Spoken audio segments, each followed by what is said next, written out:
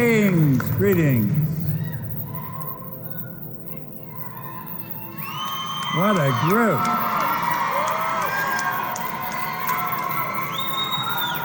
Jenna and Josh have really started something, haven't they?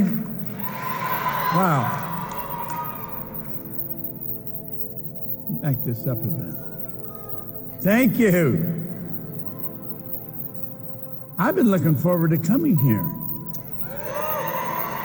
You know, I came over to Vegas one day just to sit down and talk to Josh and Jenna. And I was pretty fascinated with what they were doing. They're so young and so alive, and they built something so phenomenal, really. You have something really to be proud of in those two, I'll tell you. They're great leaders. This afternoon, I'm going to share with you some of the information that I've been gathering over the past 58 years.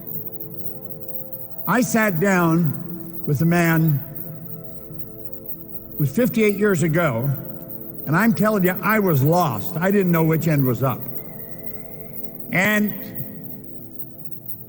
he gave me this book. Now, I'm going to come back and refer to it a few times, but he said, if you do what this book suggests, he said, you can have anything you want.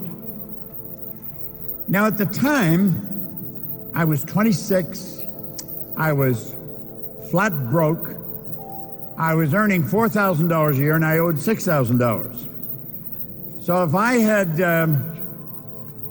had worked for 18 months and just paid debt, I would have nothing to live on to break even. It was an impossible situation.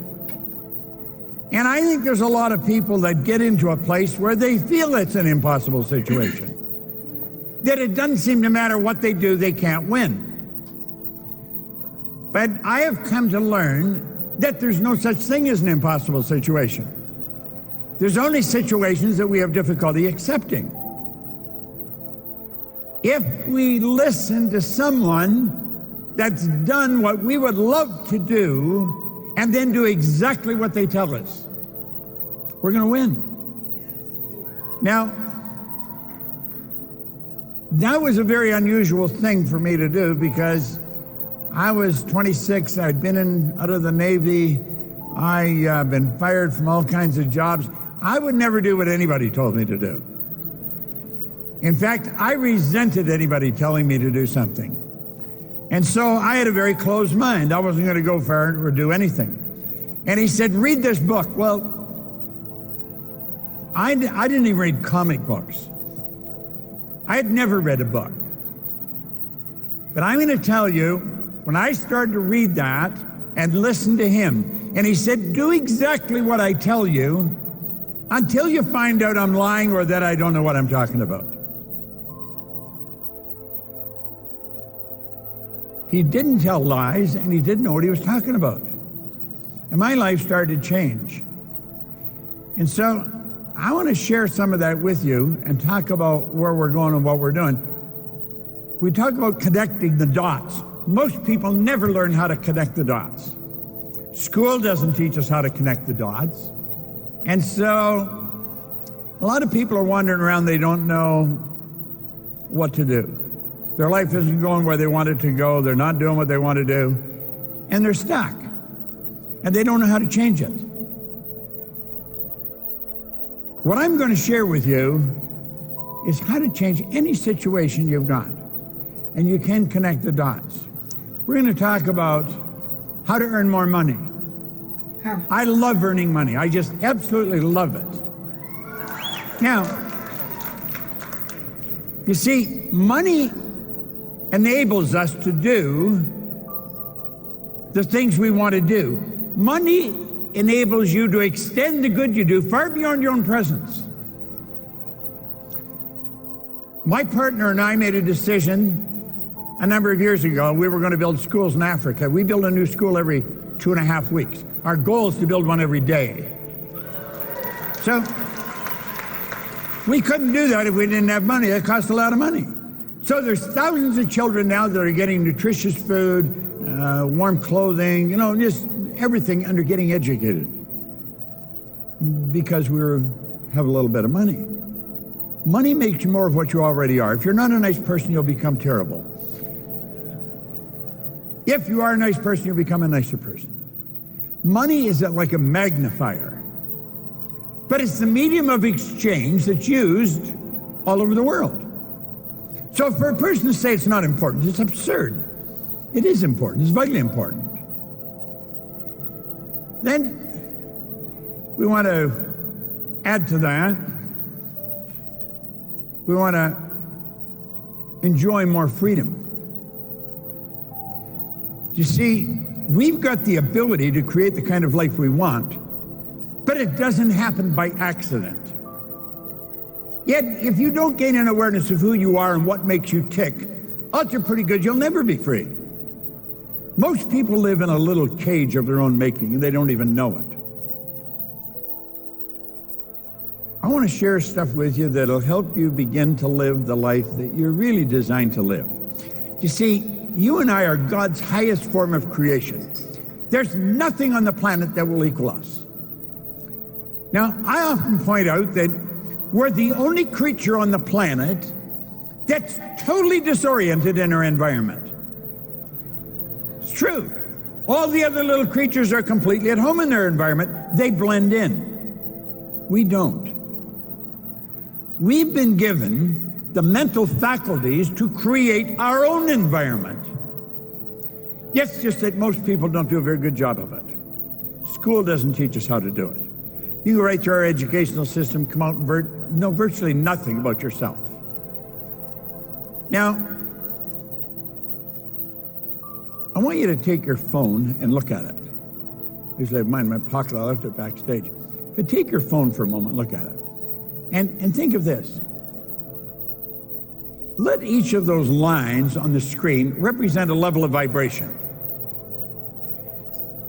Everything the phone can do, you can do with your marvelous mind.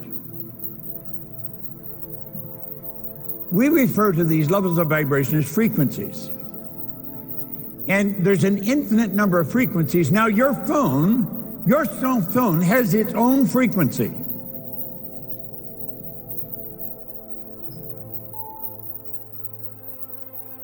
If I've got your number in my phone, I can hit send, bang, you get the message. Doesn't matter where you are. I could take a picture, hit send, and simultaneously with me hitting it, you'll have it. See, in truth, there isn't any time or space. That's an illusion. We're dealing here with energy, and we're dealing with frequencies. We're dealing with energy.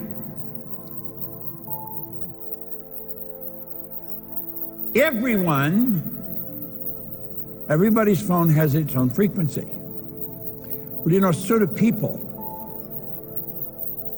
You can transfer pictures from your mind to somebody else's mind on the other side of the world just the same as you can with your phone. Now, most people never really gain an understanding of that or how to do that. But everything you're thinking, you're sending off charges of energy. Thought is energy. Thought waves are cosmic waves that penetrate all time and space. Thought waves makes the laser look puny. Yet the most potent form of energy is, most people don't really know much about it. They don't think very much about it. Every great leader that has ever lived has been in complete and unanimous agreement that you and I become what we think about. They've disagreed on almost everything else but that one point. We truly do become what we think about. Most people think of what they don't want. They spend time thinking about what they don't. I get so sick of living this way. I'm so tired of never being able to afford it. I'm so sick of not taking a nice vacation. I'm so sick, and that's all they're talking about. And they're attracting it. They've magnetized themselves to what they don't want. When I sat down and talked to Jenna, I felt like I was in an echo chamber. And she'd say things, and I felt like something was coming back at me, Well, I want to take anything you've heard me say, I want to explain it. It's like I was saying to Jenna, I don't see myself, I'm not a public speaker. That's not how I see me. I've never belonged to a speaker bureau. I don't sell myself as a speaker. I see myself more as a teacher. When I figured out how the mind and how life works, all I want to do is teach it to somebody else, because my life had changed so dramatically. Well, if we will think of the phone, get it straight in your mind. Your mind works like the phone. Now look, when you get on another person's frequency, you're one with them and magic begins to happen. That's what happens. You can dial a number, somebody could be in Kosovo. Oh, hi, how are you doing? They're on the other side of the world. Do you know, I live in Toronto. I worked in Kuala Lumpur a lot. I went there every month for 5 years. It's 25 hours in the air from Toronto to KL. If you go any further, you're coming back. It's as far as you can go. It takes 25 hours in the air to get there from Toronto. But I can touch the phone, bang, they're there. This is like magic. Well, do you know that everything we want is already here? You're going to find nothing's created or destroyed. Everything's already here, but we've got to get on the frequency that it's on. We've got to get on in tune with it. And when we do, it comes flying at us. Now, what The Secret didn't do, it didn't teach you much about the law of attraction. Talked a lot about it, but didn't teach much about it. Law of attraction is a secondary law. It's not a primary law at all. The law of vibration is the primary law. That law decrees everything vibrates, nothing rests. This whole building and everything in it, you and me and everything in it, is moving. It's energy and it moves. It's in a very high speed of vibration. This body we're living in moves. As we activate brain cells, everything in us starts to change. And we can activate those brain cells at will. So do you see, when you get on another person's frequency, magic starts to happen. When you sit down to invite a person into the business, don't be in a rush. Get to talk to them. Find out where they're from. What are they doing? What do they really want in life? Get to know them and listen. Most people don't listen. They talk and they hear, but they don't listen. You hear with your ears. You listen with your emotions. There's a big, big difference. You can hear what I'm saying. Are you really listening to it? Are you letting it sink right in? That's what I learned we have to do. Now, everything you want is also on its own frequency. I don't know what you want. If I were to sit with you one-on-one, that's what I would be digging for. I would be asking questions, and I would be wanting to figure out, what do you want? And you know, most people don't know what they want. If you don't really draw it out of them, you're not going to find out. Don't assume that they do know what they want, because hardly anyone does. Yet the bizarre part of this is they can have anything they want. You see, what's happening in this company, it's unusual probably relative to the way you relate to companies in your life. But relative to the law, it's not unusual at all. It's somebody that knows what they're doing and they do it right. So what you want to do is become one with it. Find out what the person wants, become one with it. Now, look at your present results right now. I want you to really think about your results. If you're thinking about your income, look at your income. You're talking about relationships, look at your relationships. If you're talking about your health, really take a good look at it. You're attracting what you're in harmony with. Now, if somebody had told me that when I first started, I wouldn't have liked it, because I didn't like what was coming into my life. I didn't like it at all. But we've got to understand, nobody's given it to us. If it's coming, we've earned it. If we don't like it, we can change it. It's so basic and so simple. Energy attracts like energy. This thing we're living in is a molecular structure. It's a massive energy and high speed of vibration. That photograph there would be Kirlian photography. In 1934, Semyon Kirlian, a Russian, perfected a form of photography, and you could photograph mass, and the energy coming from it would penetrate the camera, penetrate the film, and he perfected what's called today Kirlian photography. Well, there's a glow of energy around you. You can train yourself to see it, and you can certainly feel it. Yet whatever we're thinking controls the vibration we're in. Because as we think, we activate brain cells, and that's what causes us to vibrate. Like for me to move my arm up and down, I had to activate brain cells to do that. You often hear of a person maybe taking a stroke. The brain is the greediest part of the body when it comes to blood. Well, if the blood stops for some reason to go to a group of cells in the brain, those cells die. That's the electrical system's cut off. And then the arm's just hanging. Won't work. But we have found, now that you used to leave them like that until they died, we found if you move the arm, open the hand, close the hand, move the arm, you will educate healthy cells to do what the damaged cells can no longer do, and the person gets the use of the limb back. But what they've done is reprogram other brain cells. Now, what you're thinking dictates how you feel. Feeling is the language of the subconscious. When you say, I feel, what you're really talking about is the vibration you're in. You say, I feel terrible. You're in a terrible vibration. Change your thinking. But you know, a person in a terrible vibration doesn't want to hear that. It's almost like they want to enjoy their misery. You know people like that. Now you see somebody else and they say, God, I just feel phenomenal. That they are choosing good pictures. Well, make a decision to become one with whatever you want. Now, I would imagine there's someone here that is very new in the company. You just started, and you're here at the conference. You don't even know what the positions are, but you want to go right to the top.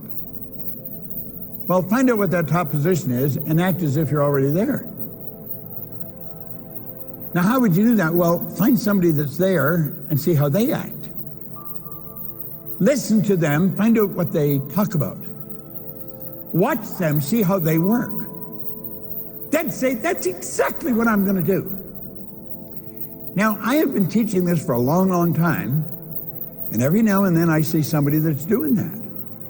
Do you know what the problem with most people? They don't know what they want. They really don't know what they want. And it's rather sad because you can have anything you want. There is absolutely no limits, none. Now, you know, there's a part of our mind that understands that, our intellect can grasp that, but does our paradigm, does our emotional mind grasp it? Most people's emotional mind won't grab it. Well, oh, I just can't grab that, you know. I mean, anything you want? Yeah, anything. Anything.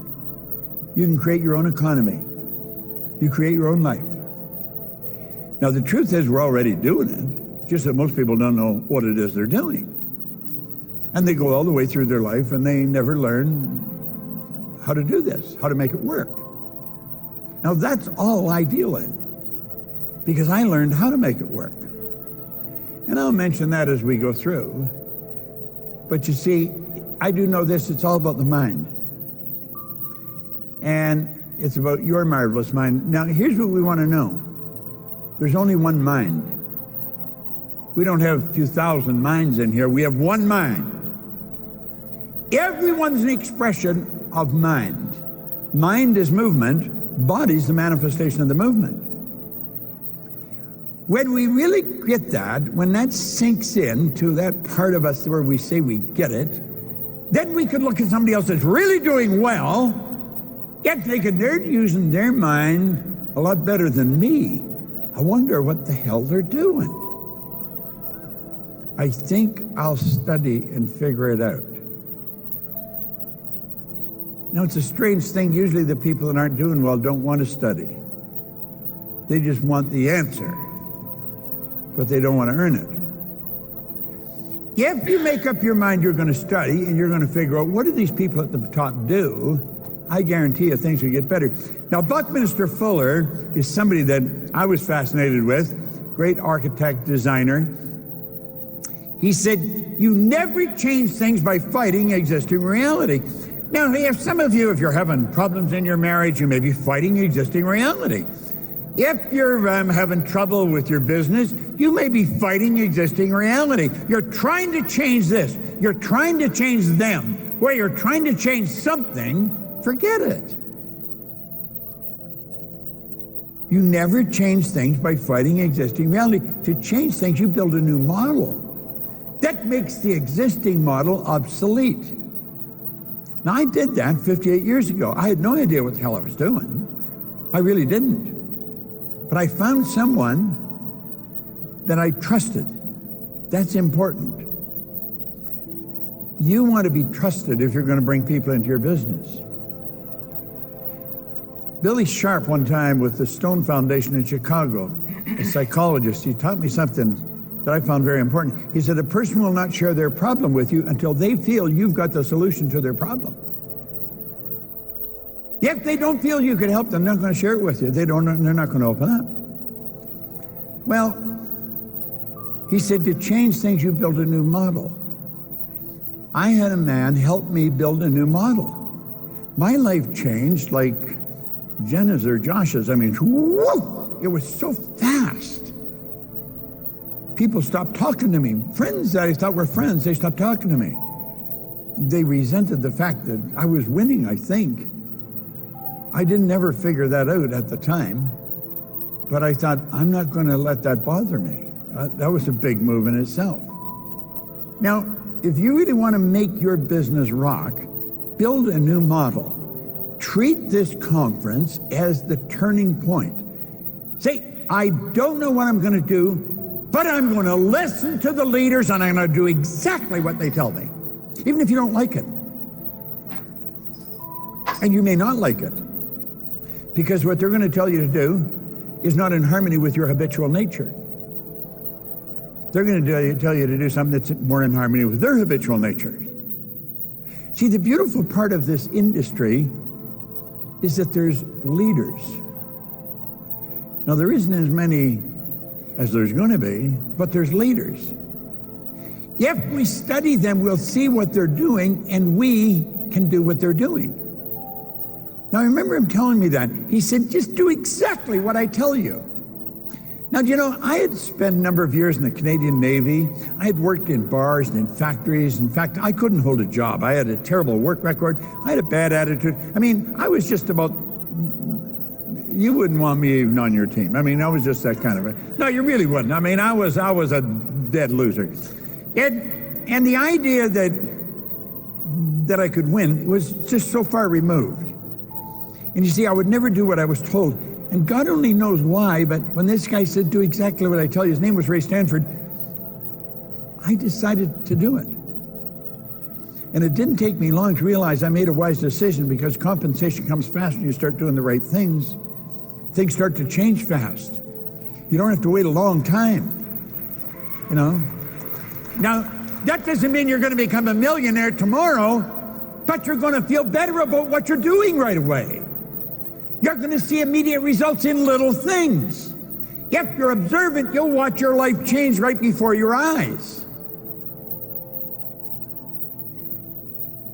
This is so good, and unfortunately, most people are extras in their own movie. They are. They're extras in their own movie. Why would they do that? It's their movie. They're underwriting it. They're the director. They're producer. They're the casting agent. They're the director. And they're extras. Somebody else is the star. Oh, look at him. Look at her. Will you see that? Wow. And they're just looking. They don't realize their life is their movie. It's like Shakespeare said, all the world's a stage. And it really is. Now, you see, you should ask yourself, who's the director of your movie?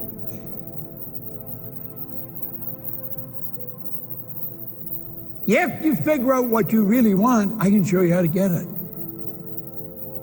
Now, that's a pretty bold statement. but I know how to do that. I'm going to start by telling you a story. You see, let's suppose you're relatively new in the business, you haven't done a whole lot of studying,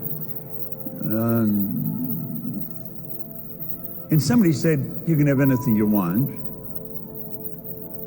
become pretty acceptable that you wouldn't accept that. Well, and then somebody said, well, there's limits to what you can do. Not everybody's the same.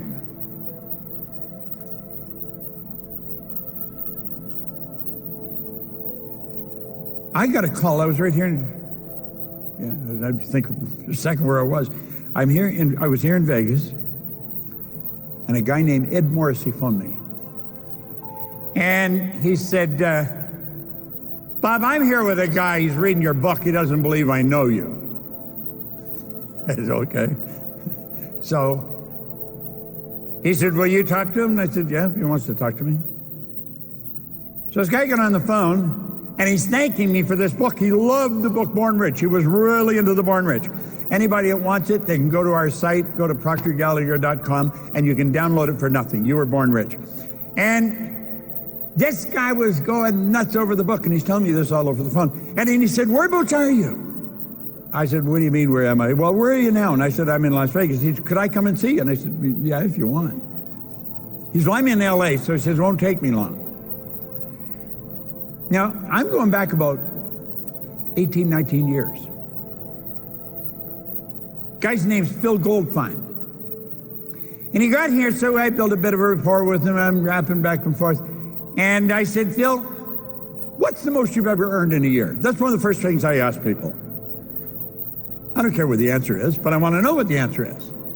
When a person tells you what they earned, you've got an idea of where their mind is programmed. Because you can measure money right to the cent. You can't measure your health like that.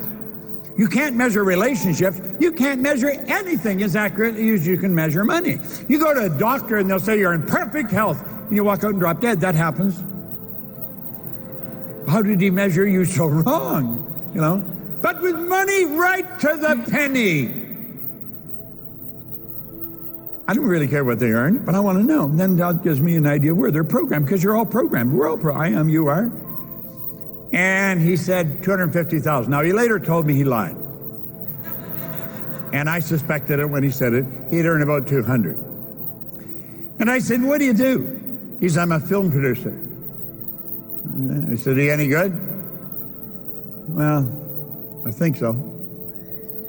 I said, well, you're not very good if you're earning 200,000. Well, I don't know. I said, what do you really want? He said, I want to earn millions of dollars. I said, well, I can show you how to do that. I know how to earn millions of dollars. Is that all you want? No, he said, I want to win an Oscar. I said, I can show you how to do that. He said, really? I said, yeah. Is that all you want? No, he said, I want to win an Emmy. Well, I said, I can show you how to do that. And he looked at me like, you know, what the hell are you talking about? Like, it didn't matter what he says, I could tell him how to do it. Do you know that everything you get, you're going to get the same way? Doesn't matter what it is. There are laws that govern this whole universe. One of the laws that Carnegie gave us, that's one of the best, he said, any idea that is held in the mind, any idea, doesn't matter what it is, any idea that's held in the mind, that's emphasized, that you keep thinking about. Now get this, that's either feared or revered. You know, the great sufferer Job in the Bible, he says, lo, the thing I fear has come to visit upon me. Hold a bad idea, worry, you're going to get it, make book on it, you can take it to the bank. He said, any idea that's held in the mind, that's emphasized, that's either feared or revered, will begin to close itself in the most convenient and appropriate form available. That's the perpetual law of transmutation. That's the law of the universe. Energy is always moving into form. Whatever you're thinking about, it's moving into form. I don't care, is it an Oscar you want? I'll show you how to get it. Now, let me share something with you. See where these statistics are. Okay? I can read this from here. The number of professional filmmakers in the world in 2018, there were 3,500,000. That's a reasonably pretty good competition, isn't it? Now, the number of feature films that were released in 2018, 12,198. 3,500,000 filmmakers, only 12,198 films made in 2018. The number of films that even competed for an Oscar, 341. I mean, it's getting pretty tight, isn't it? The number of Oscars awarded each year, just 24. Here I am. I'll show you how to get that.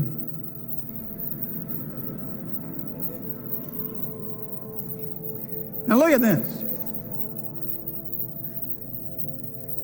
A person is 3.83 times more likely to get struck by lightning than they are win an Oscar.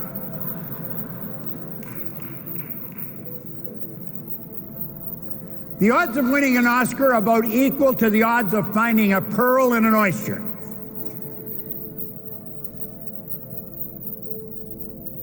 $3,072 Oscars have been awarded since they began in 1930. And here I am saying, I'll show you how to get it. Is that what you want? I'll show you how to get it. Well, look at. Of those, only 26 people have also won an Emmy and a Tony. See, the Oscars are for movies. Emmys are for television, Tonys for Broadway. I mean, can you see what a little game amongst, there's not many winners. Of course, there's not many at the top of this company either. There can be hundreds of thousands of affiliates. How many at the top? You know something? They're no different than the person that's brand new today. They only appear to be different. They earn a little more money every minute.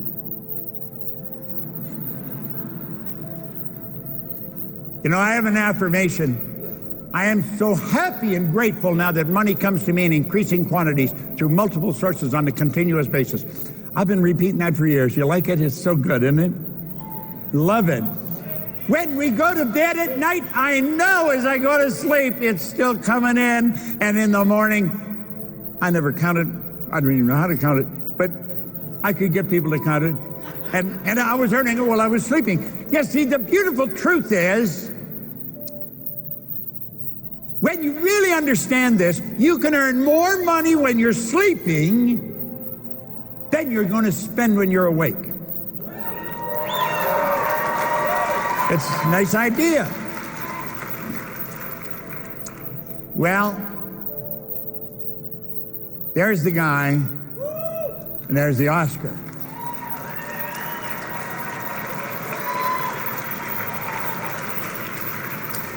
I had him stand up in a seminar in Los Angeles, stand up on a chair and give his acceptance speech after he had been nominated for an Oscar, but they haven't announced who was going to win. This was about a week before they announced who the winners were. I had him stand up in front of hundreds of people and give his acceptance speech for winning the Oscar. And he won it.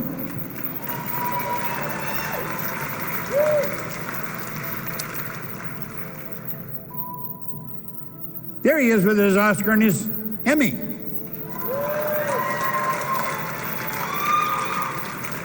Now, I'm not saying this to impress you, but to impress upon you, this guy knew nothing about what I'm talking about when he came here to Vegas to see me. He is without question one of the best students I've ever met. If I suggest he does, I never wonder whether he's going to do it. I know he's going to do it. If I say study this, I know he's going to study it. Never a question in my mind.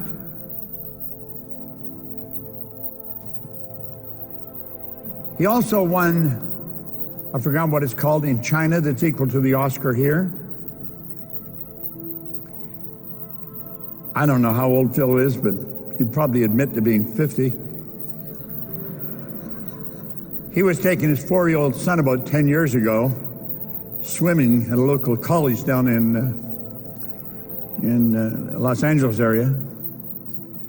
And he'd sit in the stage in the side and said about they're 50 pounds overweight, and little boy swimming, and coach said, "Did you ever swim?"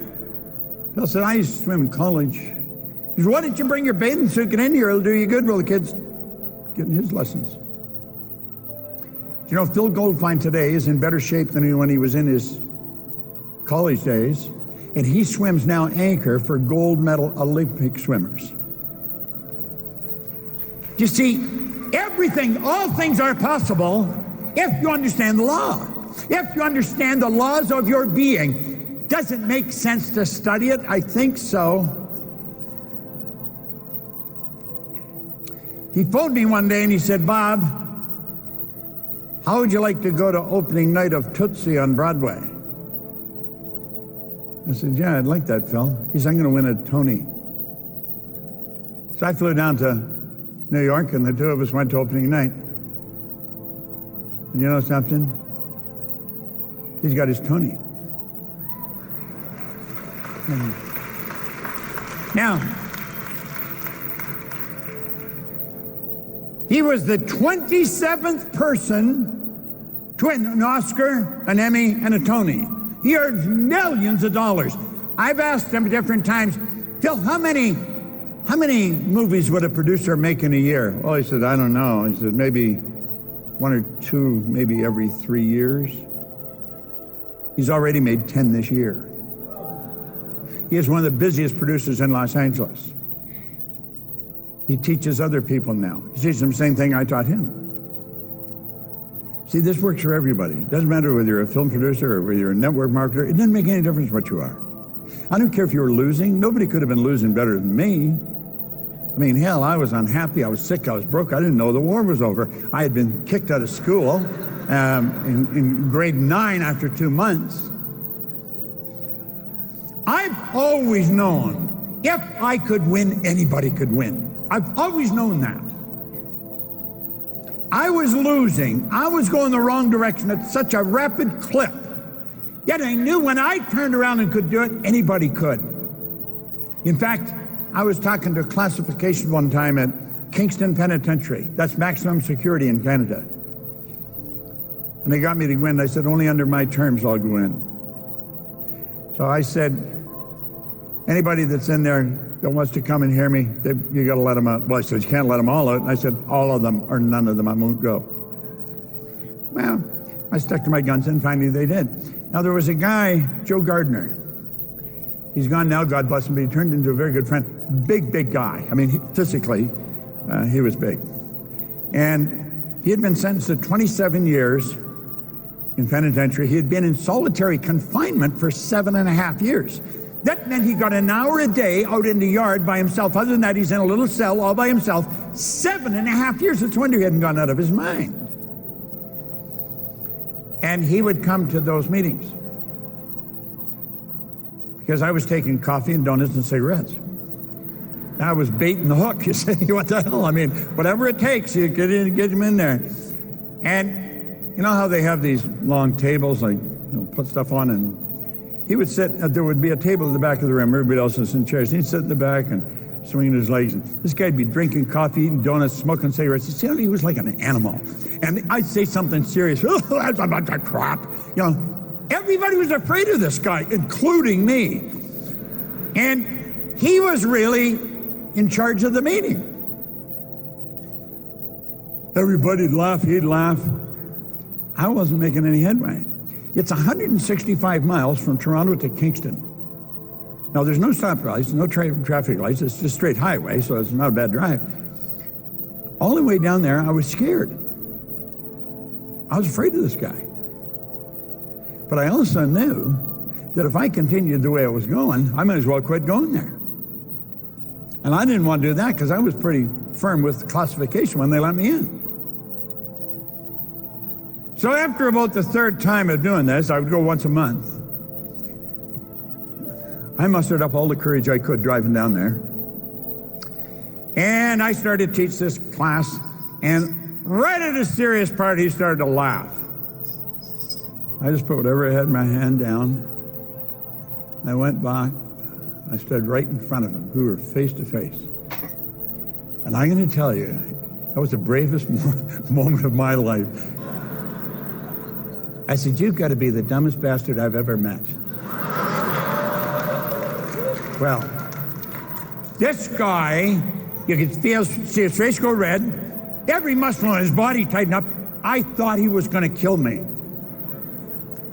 And just as fast as he went like that, all of a sudden he started to laugh.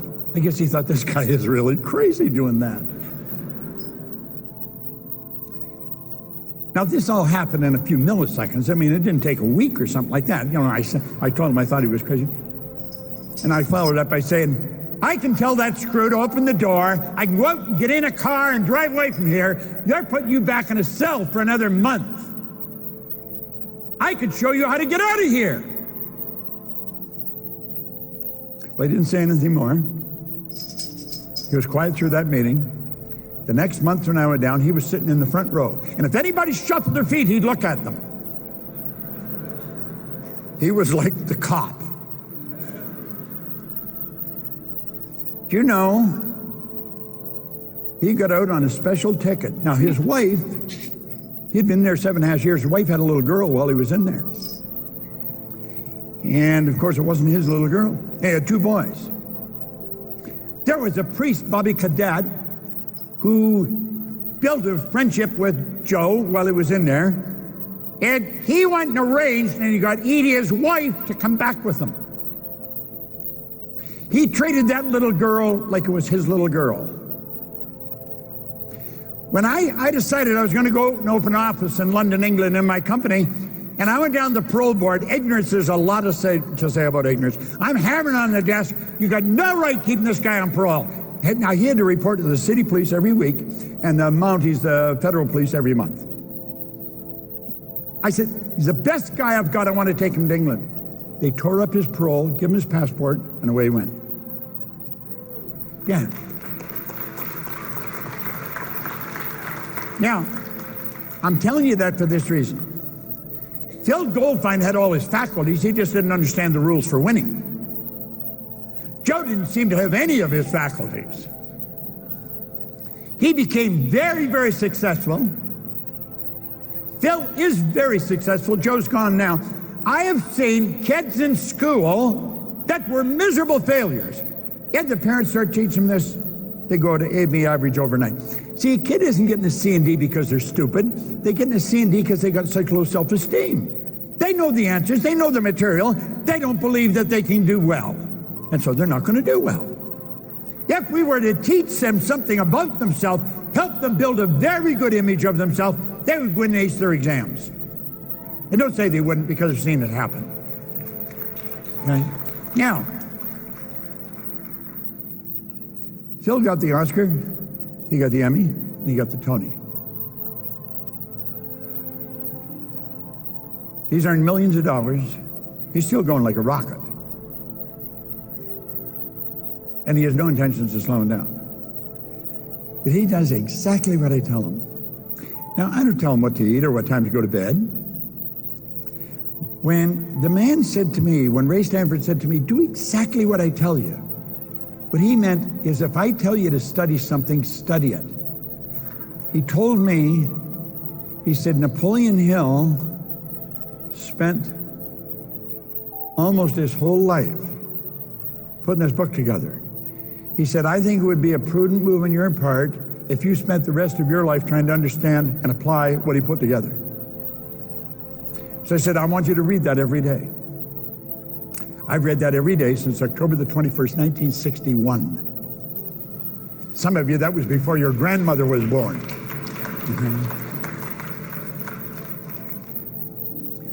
I took a pen. In 1973, I left the Nightingale Konyak Corporation. I was sitting in a room, in a little den, in a house on Maplewood Lane in Glenview, Illinois, and I said, I'm going to build a company that operates all over the world. I had absolutely no idea how I was going to do it. Our company is represented now in 110 countries.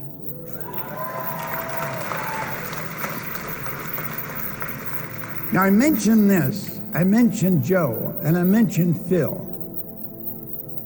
There's somebody here that maybe has a little low self-esteem. Maybe your self-image isn't as strong as it should be. And so you might be thinking, well, I couldn't do that, I couldn't do that. Listen, you can do anything. No one can even guess at what you're capable of. When the leader says, do this, do it. And don't worry about what your relatives or next door neighbor says. Because they're going to tell you you're being silly, or you got one of those meetings, or you're going to do one of those stupid things. Don't listen to them. I have learned that if you will pick a real good mentor or coach, then do exactly what they tell you, you're going to start winning beyond your wildest dreams. Now, I went from doing that with Ray Stanford. Then I went to work with Earl Nightingale and Lloyd Conant. All I wanted to do was work with Earl, and I got Lloyd too, his business partner. He was phenomenal. I mean, those two men, what I learned from them was incredible. I spent 5 years working with them. Another fellow, Leela Van der Waal out in Western Canada. Another guy, Dr. Harry Roeder. These people are all gone today. But what I'm showing you, what I'm going to teach you, is what they taught me. I didn't originate any of this information. But I've used it. Yet I never stopped studying it. This company is obviously moving in the right direction. The best positions aren't even open yet. You have no idea where this company's going.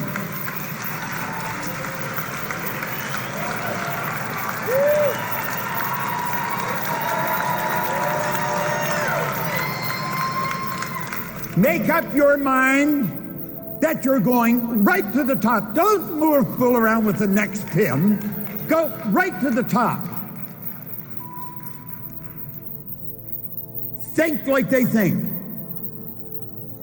Study what they study. Work like they work. And I guarantee it'll all fall into place, because that's the way it works. Now, Phil phoned me just a couple of weeks ago. That's a terrible picture, but it was taken with his phone, transferred to my phone, and I took and made a slide off my phone. He told me, he said, about 2 weeks ago, he said, Bob, I'm going to go for another Oscar for the movie Claire. And so he started to tell me, I said, Phil, I'll tell you what to do. Go get a photograph of yourself holding the Oscar in one hand, the one you've got, and then have a photograph taken with the Oscar in the other hand, and then get somebody in Photoshop to take and put it together so that you got one in both hands. Take a picture, carry it with you, stare at it, you put that in your subconscious mind, it has to happen. There's a picture of him holding both trophies. When he keeps burying that in his subjective mind, it has to move into force. See, your subjective mind is universal intelligence. Universal intelligence just works one way.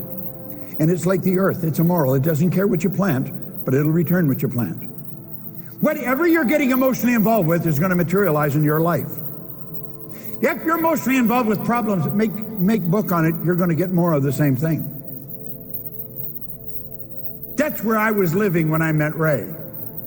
He said, Bob, every time you catch yourself thinking of what you don't want, stop and think of what you do want. He said, set a goal, put it on a card and carry the card in your pocket. Gold cards are something I've carried now for going on 60 years, 58 years. Now, when you set a goal, what you're doing is you're taking a picture in your mind and you're painting the picture in words. It's like Van Gogh was asked how he did such beautiful work. He said, I dream my painting and then I paint my dream.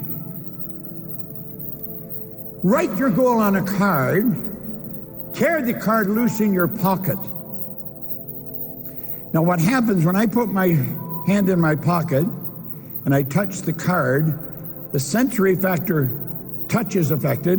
It sends a light message, rifle firing through my central nervous system, strikes those cells in my brain, they're activated, and the picture of my goal flashes on my mind. So you see, it's all electronic. You're much like your phone or like your computer. You're in charge, and you can dictate what pictures you want coming on your mind. and that picture must move into form. That's an absolute law. Now, Phil sent me the picture, so I put it up there for you to see. We are only limited by weakness of attention and poverty of imagination. That's the only limit we've got.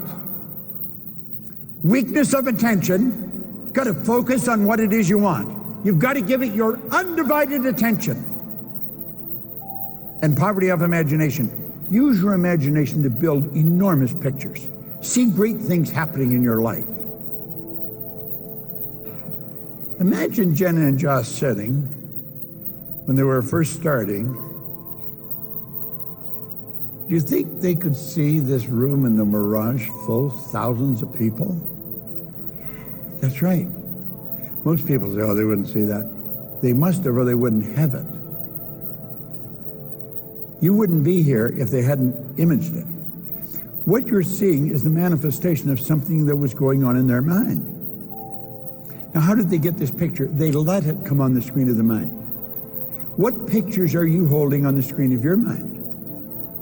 The only limit is weakness of attention and poverty of imagination. Now, attention is drawn through your higher faculty, the will. The will gives you the ability to focus on one idea to the exclusion of all outside distractions, okay?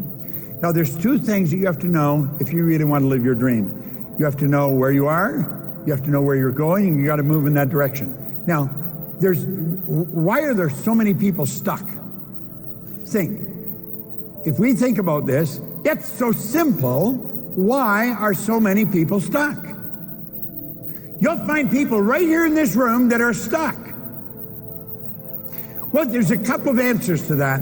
One, you'd say they don't have a goal, and I don't necessarily think that would be the right one, because even though they may not be too articulate with it, they might not have it written on a card that they carry in their pocket, they probably can tell you something they want.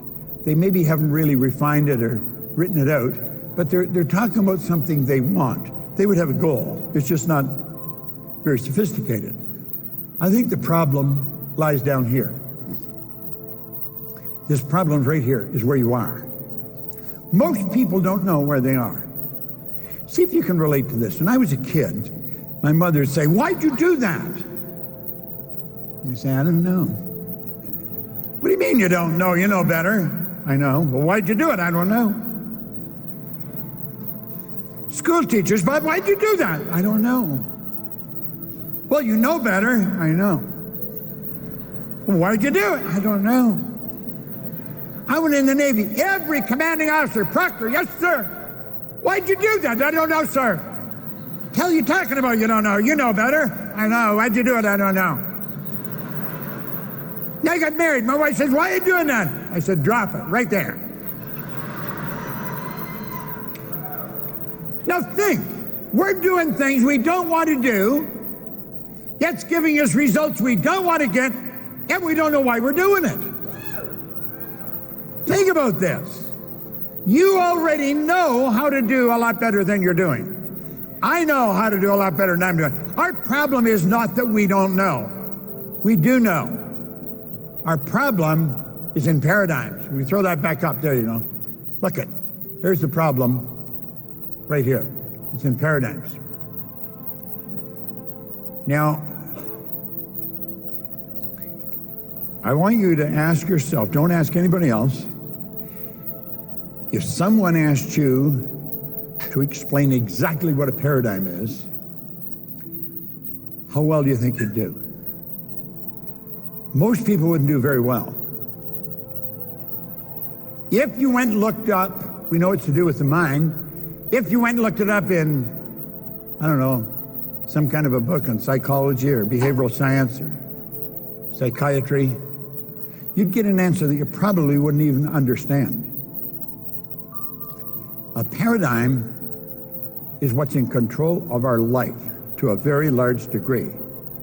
And it's the paradigm that had me doing things I didn't want to do, even though I knew how to do better. My mother didn't know what was wrong, my teachers didn't know what was wrong, and the commanding officers I had in the Navy, they did not know why. They would say, "Proctor, why'd you do that?" "I don't know, sir." Well, you know better. They didn't know that there was a paradigm in control of me. I didn't know it. And so I got in trouble for doing something I knew better, but I did it anyway. Everybody in this room that's been into the company for even a short length of time, you already know how to do better than you're doing. That is not our problem. My income went from $4,000 to $175 almost overnight. Yet wasn't that I didn't know how. I did know how. I wasn't doing what I knew. That's the problem that keep people stuck.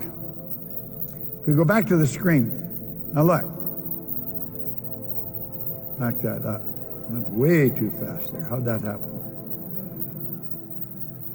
We say paradigm is a huge problem for almost everyone. That is for your leaders. That's for Jen and Josh. That's for Bob. That's for the person next to you. It's for your parents. It's for everyone. Now let's take a look at what a paradigm is. A paradigm is a mental program that has almost exclusive control over our habitual behavior.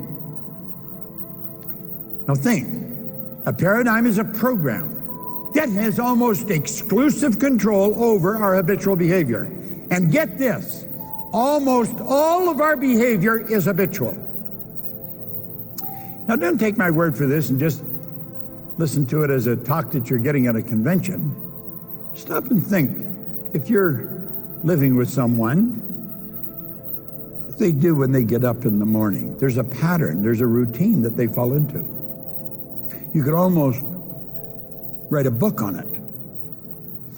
And if you're living with someone, you don't mess with their routine in the morning. They just quiet and get moving. He pours the coffee, she pours the coffee, but there's a routine. And it's exact almost. Well, that's the same with our life. You can almost write a book on what we do. Now let's take a look at the areas of your life that paradigm is in control of. Now, so I'm not going to relate to it as something that's in control of me. When I get it on the paper, then I'll look at it until I think I understand it. Then I'll go and sit on the other side of the table, literally, physically get up and go and move. And I'll look at it and I'll say, how would Earl Nightingale look at that? And mentally, I'll play with that for a bit. Then I'll go sit somebody else and I'll say, how would Napoleon Hill look at that? Now, these people don't have to be alive. Okay? If you've studied them, you know their energy.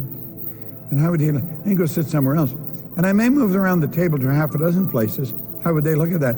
And you know something? Pretty soon that problem's not a problem at all. I not only solved it, it's become fairly simple to solve. Perception is a mental faculty.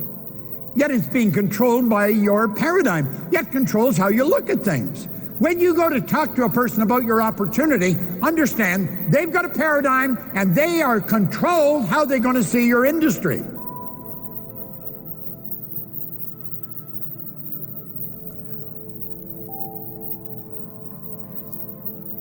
Most people don't understand your industry.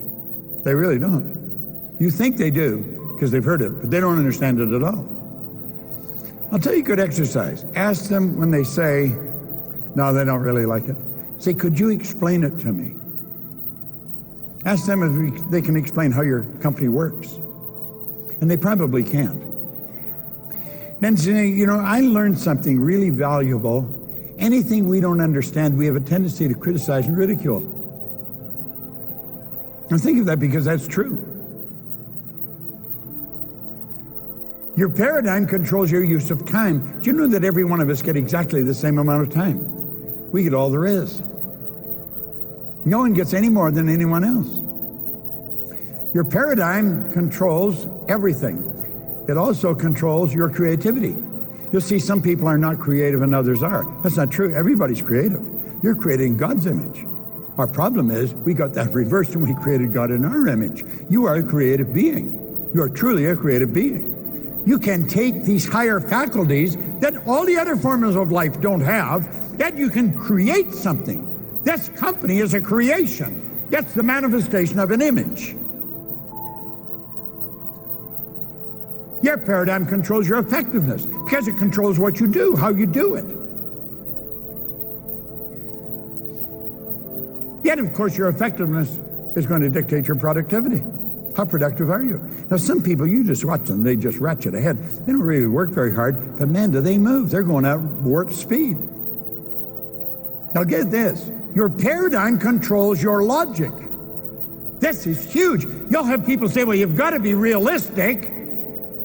Or they could say, that's illogical. Wonder what the neighbors thought of the Wright brothers, a couple of bicycle mechanics over in Dayton, Ohio. A little over 100 years ago. They must have been considered right out of their mind. Do you know their father was a bishop in some Reformed church? He told them they were going to burn in hell for suggesting they could fly. That's right. Now think. How often does logic stop you? Well, that's not realistic. If you can think it, you can do it. When you think. And of course, it controls your ability to earn money. You see, one of the first things I'll ask, as I mentioned, is what's the most you've ever earned in a year? I don't really care what the answer is, but I want to know the answer. I will get a read on you just like that, where your paradigm's at.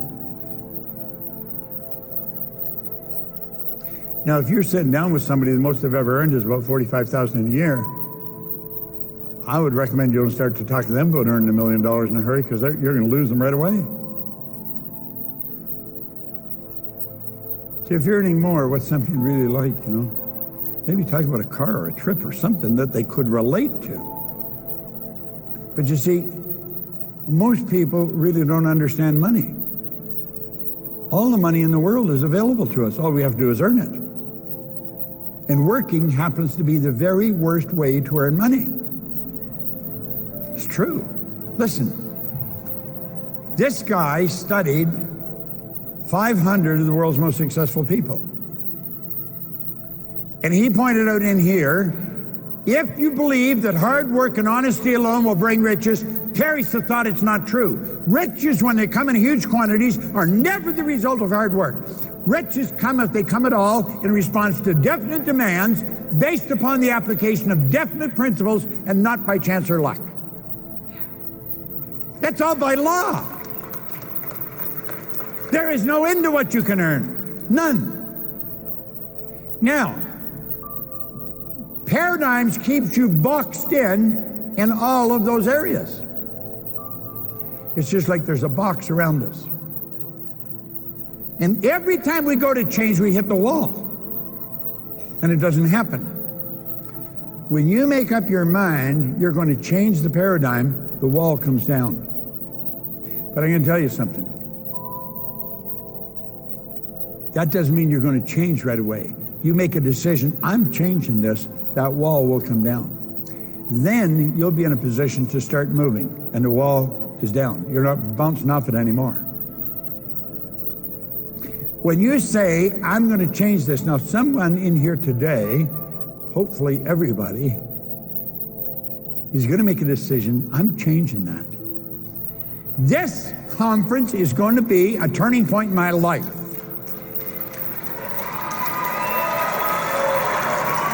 Now think,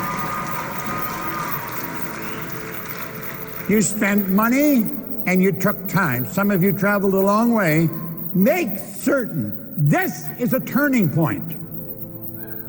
And when you say, I'm going to change, just think of this. The change can be huge, absolutely huge.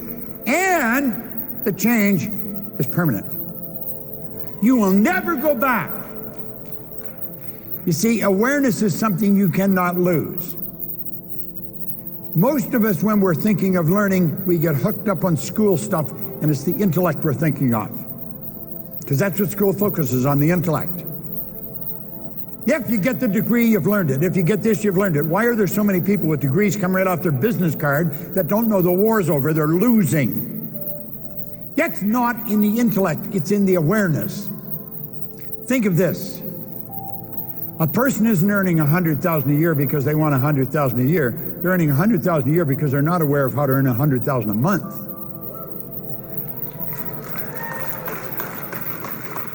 when you help develop their awareness, it's something they won't lose. Like a baby is not aware of the difference between a woman and a man. Baby's not aware of the difference in a female and a male. That is something a baby has to become aware. They have to learn that. And when the baby develops the awareness, they never lose it. That'll help you understand the difference between awareness and intellect. When you become aware of how your paradigm is controlling you and then how to change it, there's no end to where you can go or what you can do. None. Now, let's suppose that's the only thing you change as a result of this conference. You're going to change your perception of this business. You're going to change your perception of you in this business. You're never going to look at this company and your position in it the same way again. You're going to see this as a vehicle that will take you anywhere you want to go, and there's nothing can stop you.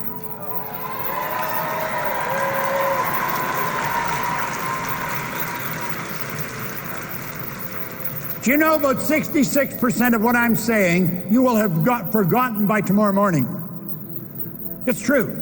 90 to 100% you'll probably leave within a month. That's the way our memory works. Can you learn it? Absolutely you can. If you don't remember anything, remember this. Change your perception. Change the way you look at this business. And don't listen to anybody that's telling you something about this business that is an already leader in the business, earning themselves millions. Okay?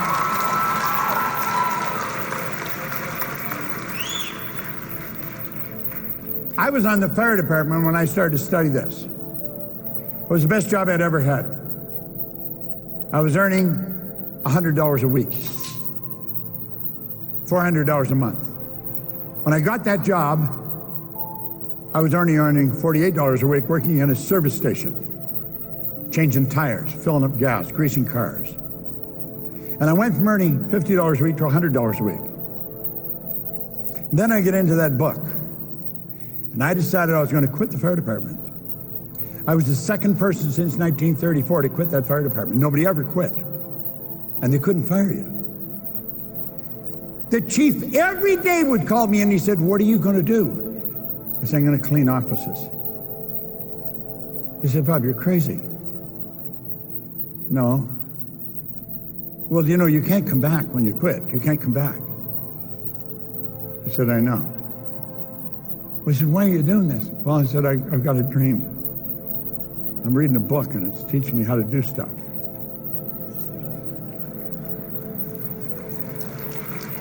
Let me tell you the bizarre part of this. I started cleaning one office, $15 a time to wash the floor.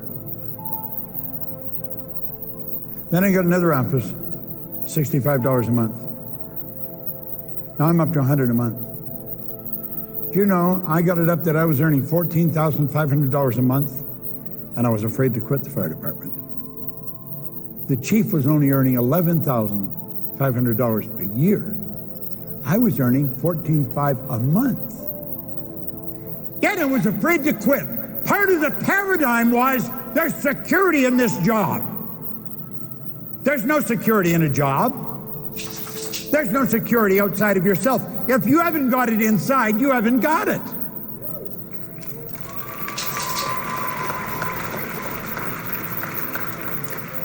In less than 5 years, I was cleaning offices in Toronto, Montreal, Boston, Cleveland, Atlanta, and London, England. I was earning a lot of money, well over $1 million a year. They all thought I was crazy when I quit. But when I got it up over $1 million, they didn't think I was so crazy anymore. When you do what you're doing, your friends, relatives, they're going to think you're crazy. You cannot afford to listen to them. They mean well. They really do. They want to help you. They don't want to hurt you. But they're trying to talk you out of what you're doing because they don't understand it. When you change your perception, your income will change dramatically. And you know something? It'll never go back. So basic and so misunderstood. The truth is, you truly can create your own economy. You don't have to depend on what the government's doing. Don't be too concerned what they're saying. What they're saying today is going to be what they're saying tomorrow. Listen, during the Great Depression of the 30s, there was people earning millions of dollars. Yet in the very worst economy, there's people earning millions of dollars. Yet in the very best economy, there's people that don't know how to get out of bed. They're losing. It's inside. It's in your attitude. It's in your way of thinking. It's your perception of this business. Build it big in your mind and then go and execute it. It's so basic and so simple. We miss it. To be able to shape your future, you have to be willing and able to change your paradigm. And if you're not willing and able to change your paradigm, forget it. You're not going to go very far. Now, Ray sat down with me and he said, Bob, let that R represent results. Then he said, let that represent happiness, health, and wealth. Then he asked me if I thought he was a happy guy, and I said, yeah, he seemed pretty happy to me, and he did. He's a great, big, happy guy. He said, have you ever seen me when I was sick? And I had to admit I hadn't. He said, have you ever seen me when I was broke? And again, I had to admit I hadn't. Well, he proceeded to tell me he thought I was one of the most miserable people he had ever met. And he said, you're always sick. You don't have a terminal illness, but you always got something wrong with you. And he said, you're always broke. Now, he was being kind. I was actually earning $4,000 a year, as I mentioned, but I owed $6,000. So, I mean, it was like an impossible situation. I just couldn't see my way out of it. He said, do you ever read anything? Now, I heard Jenna in a recording say that leaders are readers. And I've heard that before. Remember Charlie Tremendous Jones? He's gone now, but he was a great speaker. That's what he used to always say. And that's when Ray introduced me to this book. Then he told me the story about the book. And it's a pretty interesting story. And he said, if you'll study that, there's no end to what you can do. Absolutely none. I said, I don't expect you to understand what I'm telling you. But he said, listen, my way's working, yours isn't. I think that's the first time he really reached me. He said, my way's working, yours isn't. This guy always had a roll of money on him. Now, that's all I was interested in, is getting some money. I figured if I had some money, all my problems would go away. Because everybody's phoning me, where the hell's the money? You know, and I thought if I knew where the money was, you wouldn't have to phone me. Well,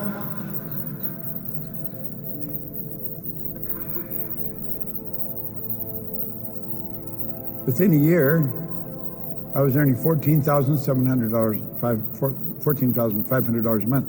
Now, if you annualize that, that's $175. I hadn't earned $175, but I was earning $14,500 a month in 1 year, from $4,000 to that. You can do that in this business. You can do that starting today. You really can. Everybody knows that. In less than 5 years, I had that over $1 million. Now, here's the real crazy part. If you asked me what I was doing, I couldn't have told you. I had no idea what the hell I was doing. Do you know that most people that are really successful, they don't know why they're successful? They really can't. They cannot articulate why they are. They're what you call unconscious competence. They're very good, but they can't really articulate why they are. Unfortunately, that means they can't even transfer that to their kids. Not a good place to be. You see, I was in England. I had all this money. I didn't care what I did because I knew where the money was. I'd just go get some more. And I go down to Playboy on Park Lane, right beside the London Hilton, and I'd play roulette. I didn't care if I lost. I knew where to get more. And one day, it dawned on me that I wasn't being very responsible. And then I started to think, what happened to me? How did this change? Because over a short period of time, I went from having nothing and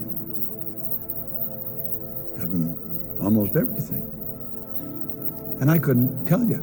I'd been raised to believe if you're going to earn a lot of money, you got to be really smart. I knew I wasn't very smart. I knew that. I had a very limited vocabulary. If you used a word I didn't understand, I'd have to get a dictionary out and find out what you meant.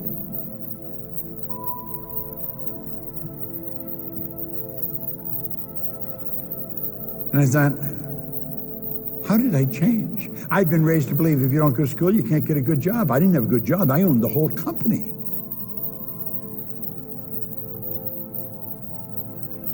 And I thought, I should figure out what happened to me. Because it happened fairly fast, just. And you know, I couldn't find anybody who could teach me. They couldn't tell me what happened. So I started to study. Do you know, it took me 9.5 years to find out why Bob changed. I was Bob, why I changed. My life had changed.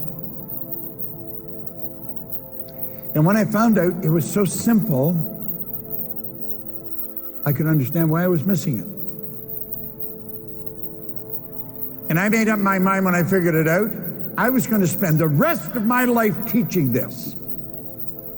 Because I thought there's so many people don't know. And they don't even know they don't know.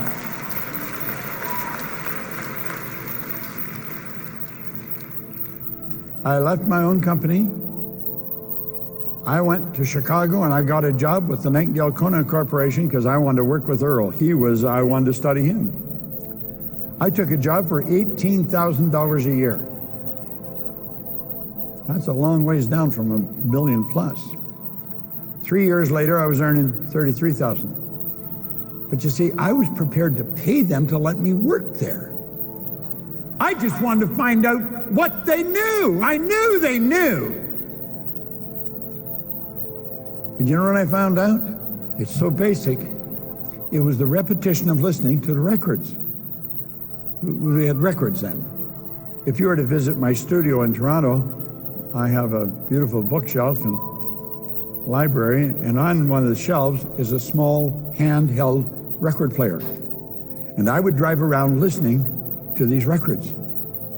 I got so addicted to listening to them, I had never heard anybody talk like this.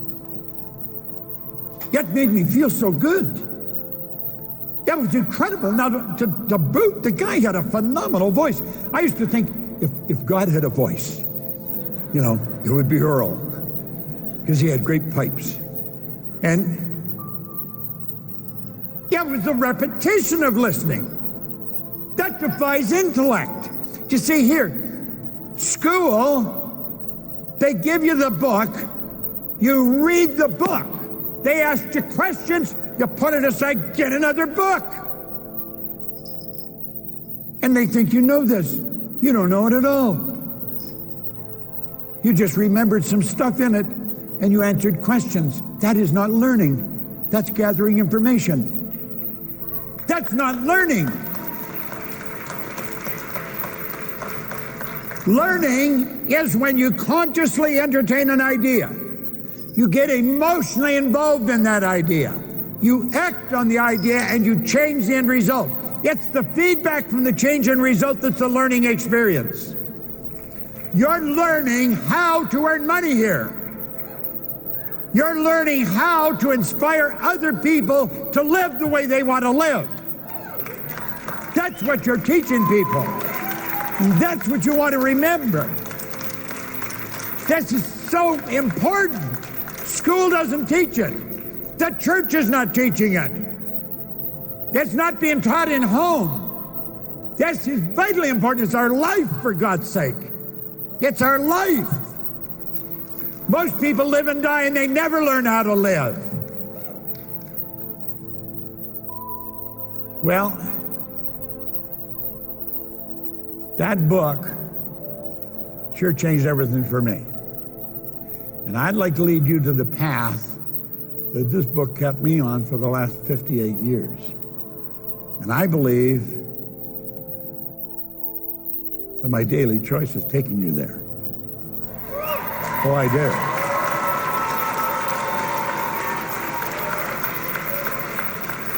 I have an assistant, Gina, who has worked with me for 33 years. She and her husband, my wife and I, are all good friends. 33 years. Gina's just a phenomenal person to work with. She takes care of everything for me. She and I went over to the office here in Vegas and met with Josh and Jenna. When I left there, I said, you know something? I don't think the people in this company even realize what they've got in these two. No, I do. Listen, they've got inside of them something that you can't buy. But you can get it because it's built into the seam of this company. Now look at it. Build a big goal. Build a goal that inspires you every night when you go to bed. It fills your mind when you wake up in the morning. And understand this. If you can think it, my daily choice will help you get it.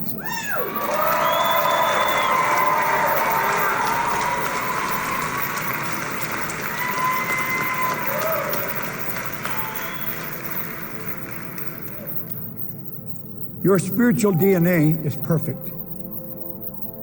Back that up. You know what that means? It means there's perfection within every one of us. There's perfection within every one of us. Yet doesn't require any modification or any improvement. Absolutely none. There is perfection within you. And that perfection seeks expression with and through you. That's what causes you to want. My grandmother pretty well raised me. And I'm going to tell you something, Grandma was wrong on this score because she said you should be satisfied with what you've got. Grandma was wrong. Never. You should never be satisfied with what you've got. You should be happy with it. Dissatisfaction is a creative state. Dissatisfaction is going to get you to reach higher, go further, run faster. Dissatisfaction is a creative state. It's the spiritual essence within us seeking expression through us. See, there's perfection within us, and it wants to express itself with and through us. That's why you want. You want a Lamborghini. You want to buy the whole building. Whatever you want. Understand this. Everything you own when you die belongs to somebody else. You never own anything. You're merely a custodian. You should have it, and you should enjoy it, but you never own it. But what you are is yours forever. That's why we want to develop a greater awareness. We want to become aware of this perfection within us. Spirit's all-knowing. You know what that means? All the knowledge there ever was or ever will be is omnipresent. All the knowledge there ever was. The way to build a cell phone has always been here.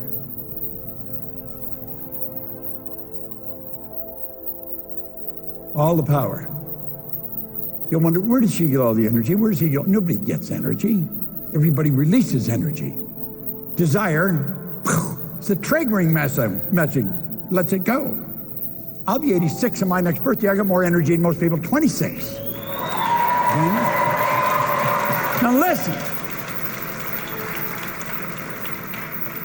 Your age has got nothing to do with it. It's what you're thinking. All the power there ever was or ever will be. Quit saying, oh, I'm tired, I don't know where you get all the energy. You've already got it. Release it. Desire. Desire is the triggering mechanism. And it doesn't matter where you are because it's omnipresent. See, when you're underwater, you can think. I worked with Captain Mitchell, Edgar Mitchell. He was captain of the lunar landing module on one of the Apollo flights. He was doing thought transference exercises with the other side of the moon, with Sherman and Ford here in southern United States.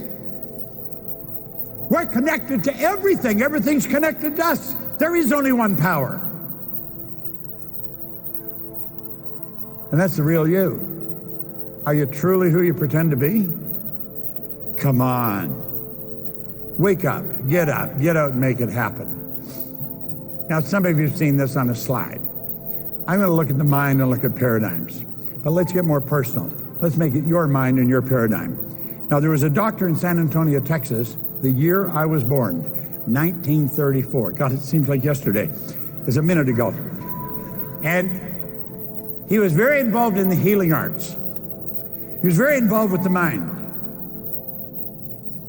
And he thought it was appalling the way we treated people. Like Emerson said, the doctor of the future will use no medicine. You use energy medicine. If we want more light, we just have to put in bigger bulbs. Get a bigger transformer.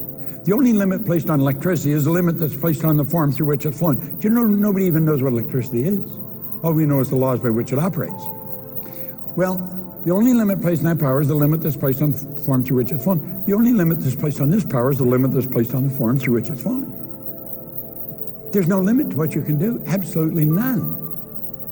And he said, everything works from the mind down. You work from a higher to a lower potential. You don't raise morale, it filters down from the top. So he said, the problem is nobody's ever seen the mind, so he said, I'm going to draw a picture of the mind. And he said, I want you to let this represent the mind. He says, that's the conscious, that's the subconscious, and that's the body. He said, the body's the instrument of the mind. Now, without question, in all the years I've studied, this is the most valuable idea I have ever learned. And I'll never forget the day I learned it. A man named Neelan Velvanderwall, a great big man from Western Canada. He sat down with me one day, and I'd done a lot of studying. I mean, I had a ton of knowledge. And it was like I had all the pieces for the puzzle laid out on a big table. But I couldn't get them to fit. I didn't have the lid for the box. And I just couldn't get some of this information to connect with other information. And when he put this drawing in front of me, it was like that, all this information came together. And I had an awareness that was just absolutely unreal. This drawing is worth its weight in gold. Now let's look at it. Here's the conscious, subconscious, and the body. Now the conscious mind is your thinking mind. If I were to sit down with you, if I were working with you or selling you, that's what you would look like. You would look like that drawing, and I'd have an imaginary line right across the center of your head. And I could shock you with how much I know about you, because everything in the inside showing up on the outside. See, that instrument you're living in is a mass of molecules, and it casts off a ray of energy. Well, you get a mental faculty that can read that energy, so you know what the person's like. That's your thinking mind. It's also called the educated mind. And it's where the intellect is resident. Now, it's the intellect that separates us from our pets. I get a couple little dogs at home that can see, hear, smell, taste, touch, but they cannot think. Although at times, if this one started to talk to me, I wouldn't be surprised. All right. Now listen, the subconscious is your emotional mind. It operates totally different than the conscious mind. I would imagine many of you have Dr. Joseph Murphy's book, The Power of the Subconscious. It's probably one of the best books on the subconscious mind that's been written, but it doesn't have a picture of the mind. And so you could be, a little mixed up. You study this and then go and study Murphy's book and you'll really get something out of it. Now look at the conscious mind, you have the ability to choose. Viktor Frankl, who wrote Man's Search for Meaning, he was a Jewish psychiatrist, spent the war years in a German concentration camp. And he said while he was in that camp, regardless of the intellectual or physical abuse he was subjected to, no one could cause him to think something he didn't want to think. That was his choice. Yet we've got the ability to accept or reject whatever we hear. All that stuff on television, the radio, and the newspapers, reject it if you don't like it. Just don't spend any time thinking about it. Because what was there today will be gone tomorrow. You have the ability to accept or reject anything. And if you reject it, then you can go ahead and you can originate whatever you want. Now, your subconscious mind does not have that ability. Your subconscious mind must accept whatever you give to it. It's like the earth. It's immoral. It doesn't care what you plant, but it'll accept it because it gives no ability to reject it. And this is the part that you really want to learn. The subconscious mind cannot differentiate between what's real and what's imagined.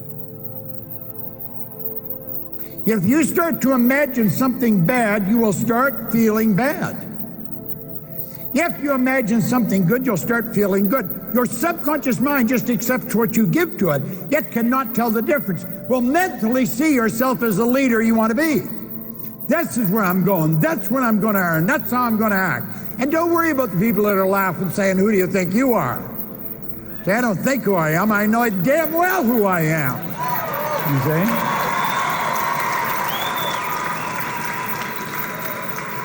Now, with that in mind, let's look. That's information that's as accurate as you'll find, and it's valuable information. Let's look here. Here we are. We're being inundated with information today. This is us today. And we're getting bombarded with all kinds of information. Because we have a reasoning factor in our conscious mind, we have the ability to think. It's with reason that we think. Now, we have the ability to tell all that stuff on the radio, TV, newspapers. We have the ability to tell it, just get out of town. Get out of here. But we don't do that. We let it play. We not only let it play, we let it go right into our subconscious mind because we leave our mind wide open. Remember what I said, the subconscious cannot reject, and all that stuff's going right in. That's our emotional mind. Why would we do that? We've been programmed to do it.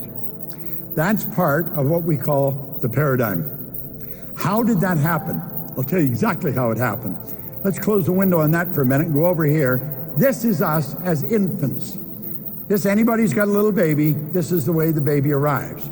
The baby's mind is wide open, and whatever's going on around that baby will go right into that baby's subconscious mind. And it keeps going in. Whatever those people are saying or doing is going right into that baby's subconscious mind.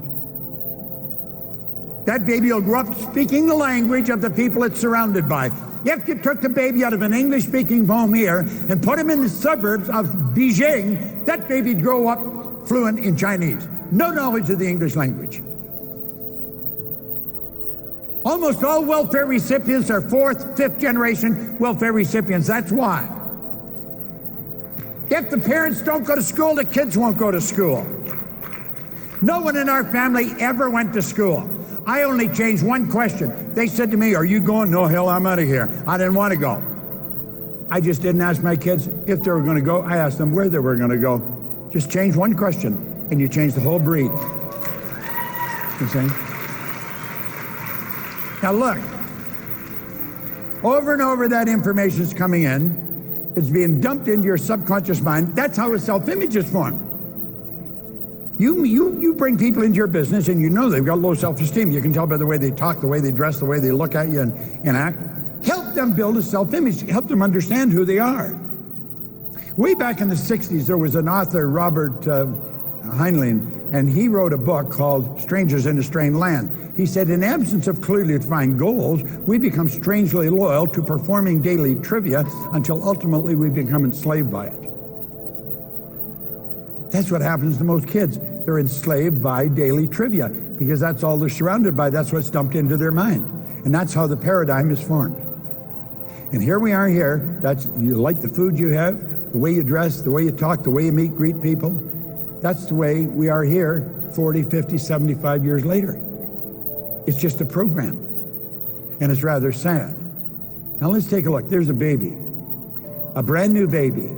Now here's the graphic illustration of the baby, just the subconscious mind, because that's how a baby arrives on the scene. You see? Baby arrives, and that's like the baby that's arriving. Okay? Now, what's going on? Whatever's going on around that baby goes right into that baby's subconscious mind. And that baby becomes a product of its environment. And that is where the paradigm is formed. That's where the self-image is formed. And of course, the paradigm. Then the conscious faculties at a certain age begin to develop. And they develop their senses. They start to hear, see, smell, taste, touch. You watch a baby, you'll see the hand going fast to his face and they're watching it. You're like, just wonder, where'd that come from, you know? Well, a brand new baby, it's sort of fun watching the baby become aware, right? Well, here's what we want to understand. The conscious mind is also the intellectual mind, and here's the higher faculties: perception, will, imagination, memory, intuition, and reason. Do you know there's no such thing as a bad memory? Everybody's got a perfect memory. Well, we have all these higher faculties. What we want to do is learn how to use them. Now, as we start to learn how to use these, everything in our life changes. Now, at a very early age, we start to go to school. And what happens in school? Well, we don't learn what we should. What did Einstein say? The intuitive mind is a sacred gift. Well, the rational mind is a faithful servant. We've created a society that honors the servant and has forgotten the gift. Now, here's your higher faculties. You've got your perception, get this flipper working properly, your memory, imagination, reason, intuition, and the will. These are like mental tools. As you develop these, you take control over your life. They're phenomenal tools. I've been working at those now for over 50 years. Here's the child going to school. Let's take a look. Okay? We get valuable knowledge in school, however, they taught us nothing about paradigms. So you got people that know how to do things, but they don't do it. Why? Superior knowledge, inferior results, and they get confused and frustrated. Now here's the model of the child. They've gone to school and they've gathered a ton of information. but the results don't match the information. Now, you have relatives, you have friends who are absolutely brilliant, but the results would indicate that they don't know very much. And that causes a lot of frustration in the person's life, but it also causes a lot of frustration in their life. They're thinking, how come I see Harry and Betty, they're doing great, and they're not even very bright. They didn't even go to school, and they're earning millions. What happened? How come? Well, you see, it's the paradigm that controls the results, not the knowledge that you've got. You can have the knowledge. There's people in your business that have all kinds of knowledge. They really study network marketing. They have studied it. They understand multi-level network. They understand it. They can explain it. They can give you a talk. It'll blow your mind how much they know, but they don't do anything. There's a lot of people around this industry, been in it for years. They're not doing anything. What's the matter? They're following the same pattern school laid down for them. Yet they can talk well. If they got all this information, they figure they've got it. They haven't got it at all. Look at, if you're going to change your results, you've got to change the paradigm. It's absolutely essential. And how do you change the paradigm? It's repetition of information. So look, this is you. Here's your mind, your body. There's your conscious mind, subconscious. And you've got all these higher faculties. We know that. And they're like little antennae. But we've also got these other faculties called our conscious mind, our intellect. And we want to learn how to utilize those. And most people don't know how they work. They don't know how.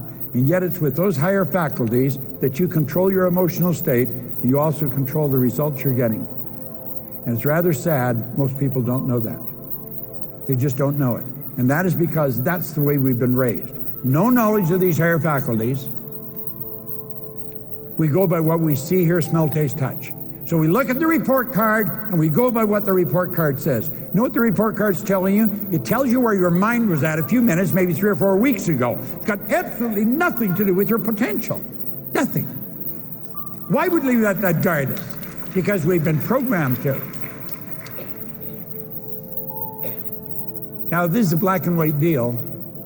It doesn't matter how hard you work, how many hours you put in. If the paradigm doesn't change, the results ultimately remain much the same from one year to the next. And you'll see that happen in your company. You'll see it happen in your family. You'll see it happen in your social circles. People, nothing changes very much. That's rather sad. When paradigms stay in control, nothing changes. So if you're having difficulty really making it happen, understand it's the paradigm where the problem is. It is the paradigm. It's the conditioning in our subconscious mind. The more we learn about that, the more we take control over our life. Now, I'm going to share with you an idea that I learned from studying Think and Grow Rich, and it's the most valuable idea I've ever learned in all the years I've studied this. Just one idea from this chapter is responsible for me earning literally millions of dollars. And I think it'll work for anyone. You see, Jenna mentioned it earlier. Andrew Carnegie in 1908 was the wealthiest man in the world. He thought it was an absolute crime that people like himself, like Henry Ford and Thomas Edison, were going to their grave with all the knowledge they had locked up in their bones. You see, Carnegie came over from Scotland to America as a young boy with his parents. They had nothing. They started out with nothing. But by 1908, he was the wealthiest man in the world. Napoleon Hill was a young guy in his 20s working for a little magazine, and they got a project where they were going to interview wealthy people. He got the opportunity of spending 3 hours with the wealthiest guy in the world.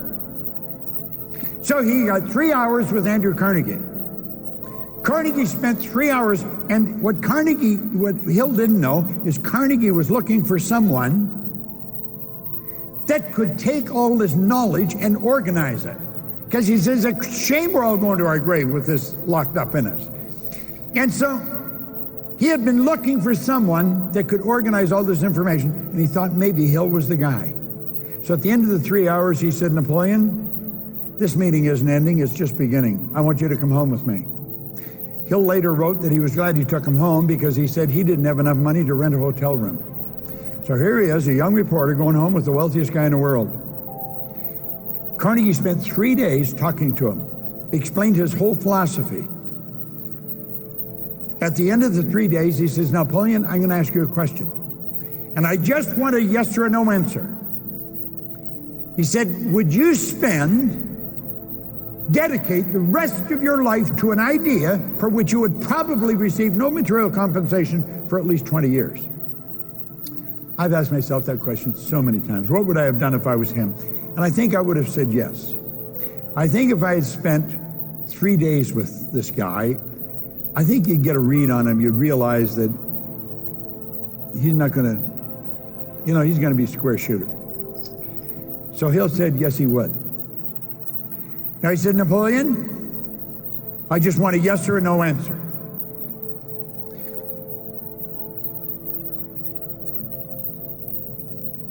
He had a stopwatch in his hand under a desk. And he said, would you dedicate the rest of your life to an idea which will probably receive no material compensation for 20 years? In 25 seconds, Hill said, yes, I will. 25 seconds. In this book, Hill wrote a whole chapter on decision. It's the longest chapter in the book. He had to make a decision that was going to change the course of his life. And he did it in 25 seconds. After they spent some time together, Carnegie said, now, Napoleon, everything in you is going to want to quit. If you're new here in my daily choice, long before you get to the top, everything in you is going to want to quit. If you're relatively new, you'll have days when every part of you wants to quit. So I said, I'm going to give you an affirmation. Now I want you to write this down. I want you to underline every word. Now he says, you're going to be talking to yourself, Napoleon. And this is what he asked him to write down. Andrew Carnegie, I'm not only going to equal your achievements in life, I'm going to meet you at the post and pass you at the grandstand. Hill said he threw his pencil on the floor and he said, John, you know darn well that's not going to happen. And Carnegie said, yes, I know it's not, Napoleon, unless and until you properly plant that in your subconscious mind. So he said, I want you to make me a commitment. And then every morning and every night, you'll look in the mirror repeating that, talking to yourself. And I want you to do that for 30 days. And Hill said, well, I can do that. So he made a commitment to do that. Now he went home, and he had made a commitment to his brother that he was going to finance him through college. He was living with his brother, and he wasn't going to be able to do that. And he said he couldn't tell his brother. He just took on a task where he's going to work 20 years for nothing. And Carnegie told him he's not going to subsidize him. He's going to have to find his own way.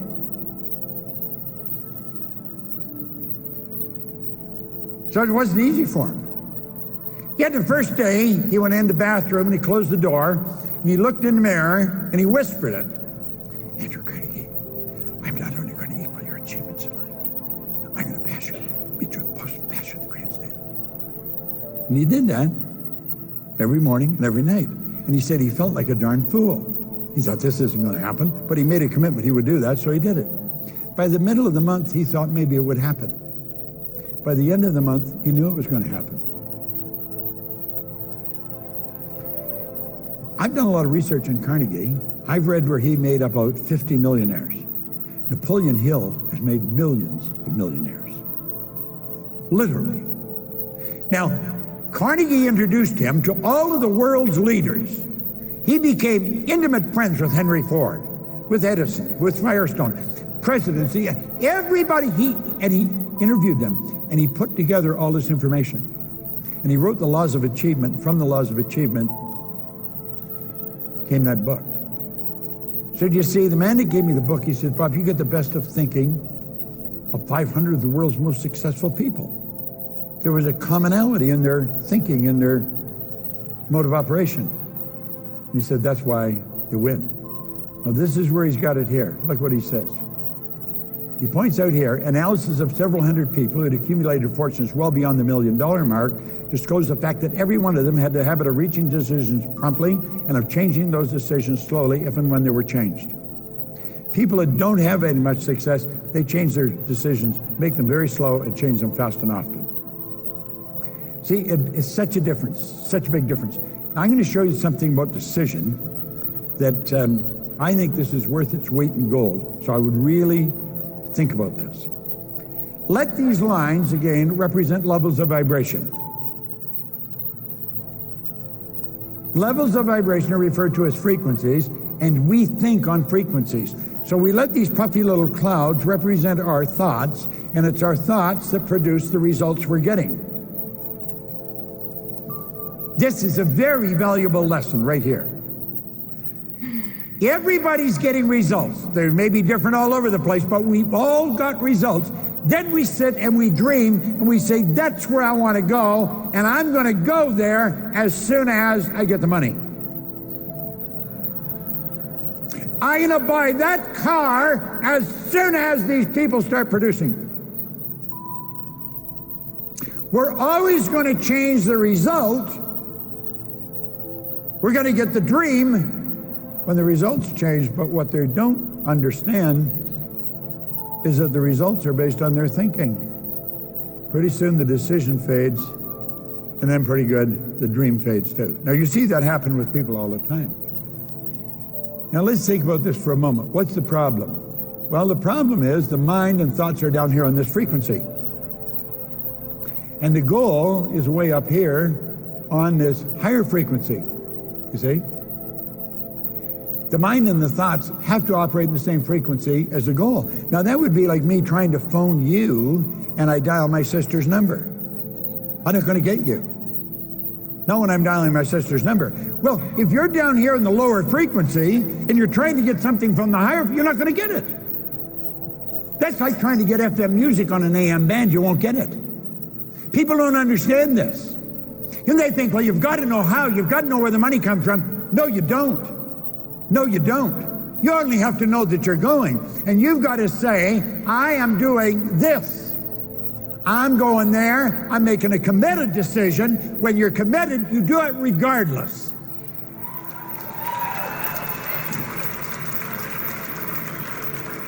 Now, I don't know Jenna and Josh that well, but I know them well enough. They don't have to know how to do it to commit to do it. And the second you say, I'm going to do that, you start to think and act like the person you want to become. Look what happened. You got rid of the lower way of thinking, and you instantly start thinking on a higher frequency. You see, as long as you're down here on this frequency, you're never going to get what's up there. You've got to get your mind onto a higher frequency. You've got to think and act like the person you want to become. Every book tells you that. Every great leader, you've got to act like the person you want to become. This is not a kid's game. This is something where you can write your own ticket. You can earn whatever you want to earn. You can live where you want to live. Go where you want to go. The only prerequisite for making a decision is you want to. That's it. Now, I'm going to tell you, that's a long ways removed from where most people live. Well, you got to know where the money's coming from. You got to know how you're going to do it. You got to know where you're going to get the people. You got to know how they're going to do this. Well, no, you don't got to know any of that stuff. You just got to know where you're going. And you got to know you're going to get there. You see, want is the only prerequisite. This is the reason successful people make decisions so fast. They don't fool around. They make decisions fast. And they're the winners. Now, they seem a little reckless at times to the real organized, analytical, get the slide rule out and figure out how that house is going to get paid for,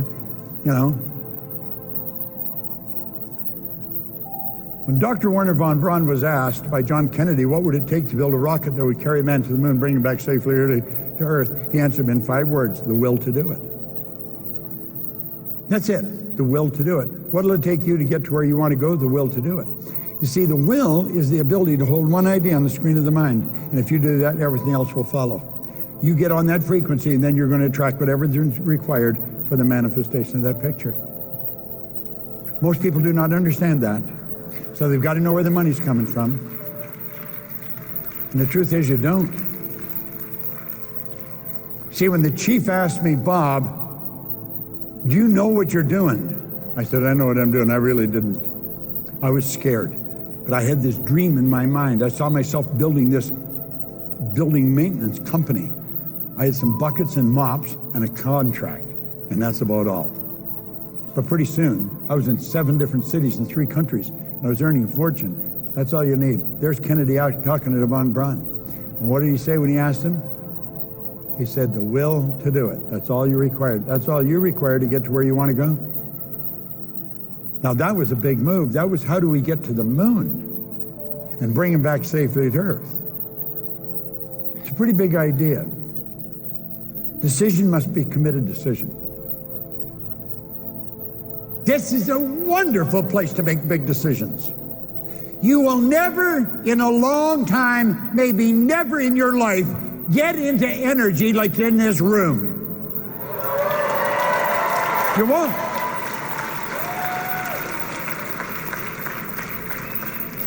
Just stop and think of the amount of money and the time and the planning that's gone into what's going on here in this room. And you're in it. Make decisions in here that's going to last you a lifetime. Now, if you really want to execute your decision, you've got to have discipline. This is something I learned from my first mentor, and it's worth its weight in gold. Discipline is the ability to give yourself a command and follow it. This I will do. Then do it. Don't whine, don't complain, don't blame conditions or circumstance. Do it.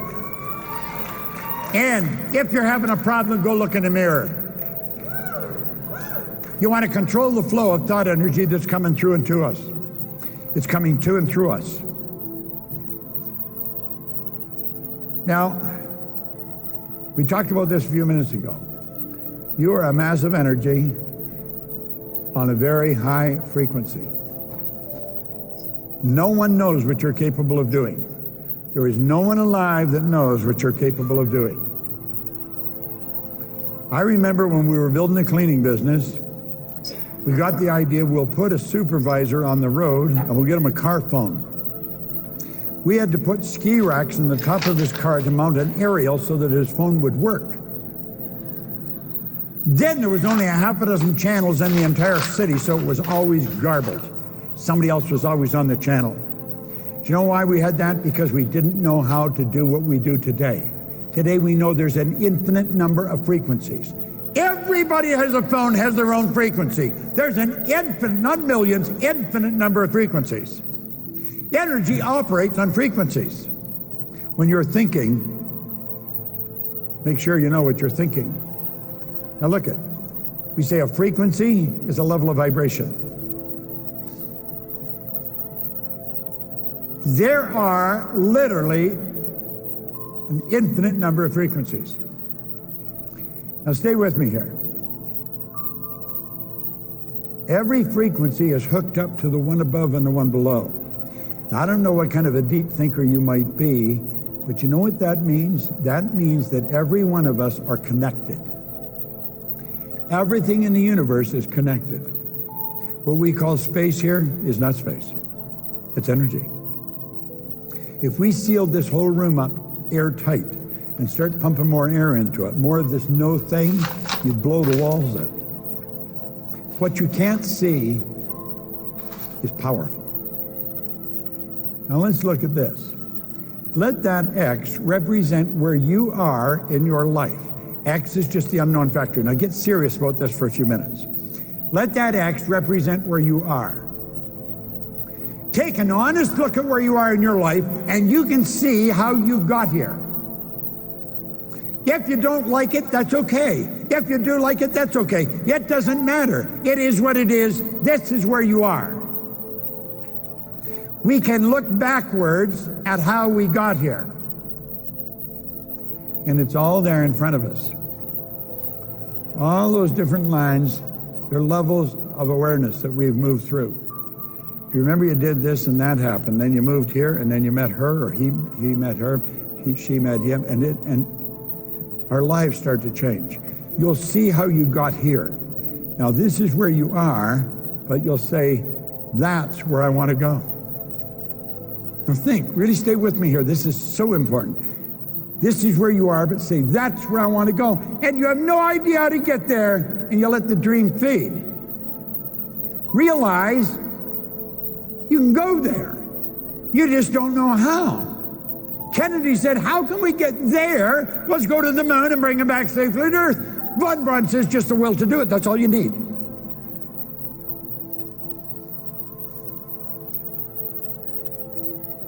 You know, to move to a much higher frequency of thought, and that's what you're doing, you must first consent. You know, but nobody can do this for you. You know that person you just brought into the business, you'd love to do this for them, you can't do it for them. You cannot do it for them. They got to do it themselves. You can't do it for your own kids. They got to do it. Then they have to adapt to the ideas and the feelings the new frequency represents. If you move, and the kids move, and they have to go to a different school, they have to adapt to that new frequency. They're in a different environment. You got to adapt to these things. Now here's what we want to know. At the suggestion of a move, your paradigm is instantly going to put up a huge battle.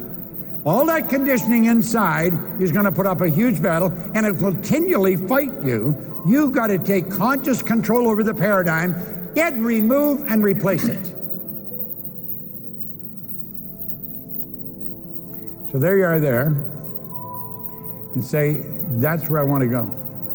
Well, we want to understand, rather than let that fade, let's understand this. There is a place. That's a frequency. That is a place. And you have gone there. The second you've gone there.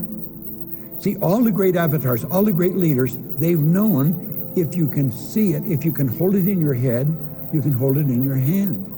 Yeah, if you can see what you're going to do with the business, then you can do it. That's how you got into the mirage. That's how the company's become what it is. That's how your company's becoming what it is.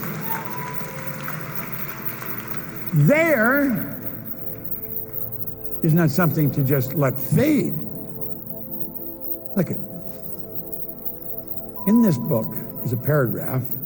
If you were to look in the book, I highlighted that paragraph in yellow, I don't know, 50 years ago. And it's one that I just kept studying. He says there's a difference between wishing for a thing and being ready to receive it. No one is ready for a thing until they believe that they can acquire it. The state of mind must be belief and not mere hope or wish. Open-mindedness is essential to belief. Closed mind will not inspire faith, courage, or belief. You see, you're not ready for something until you believe you can do it. Hoping and wishing won't cut it. So when you sit down with a person and you're helping them build a big idea, you're going to have to educate them. You've got to help them understand something about themselves. You can do that by possibly sharing some of your own path that you've been on.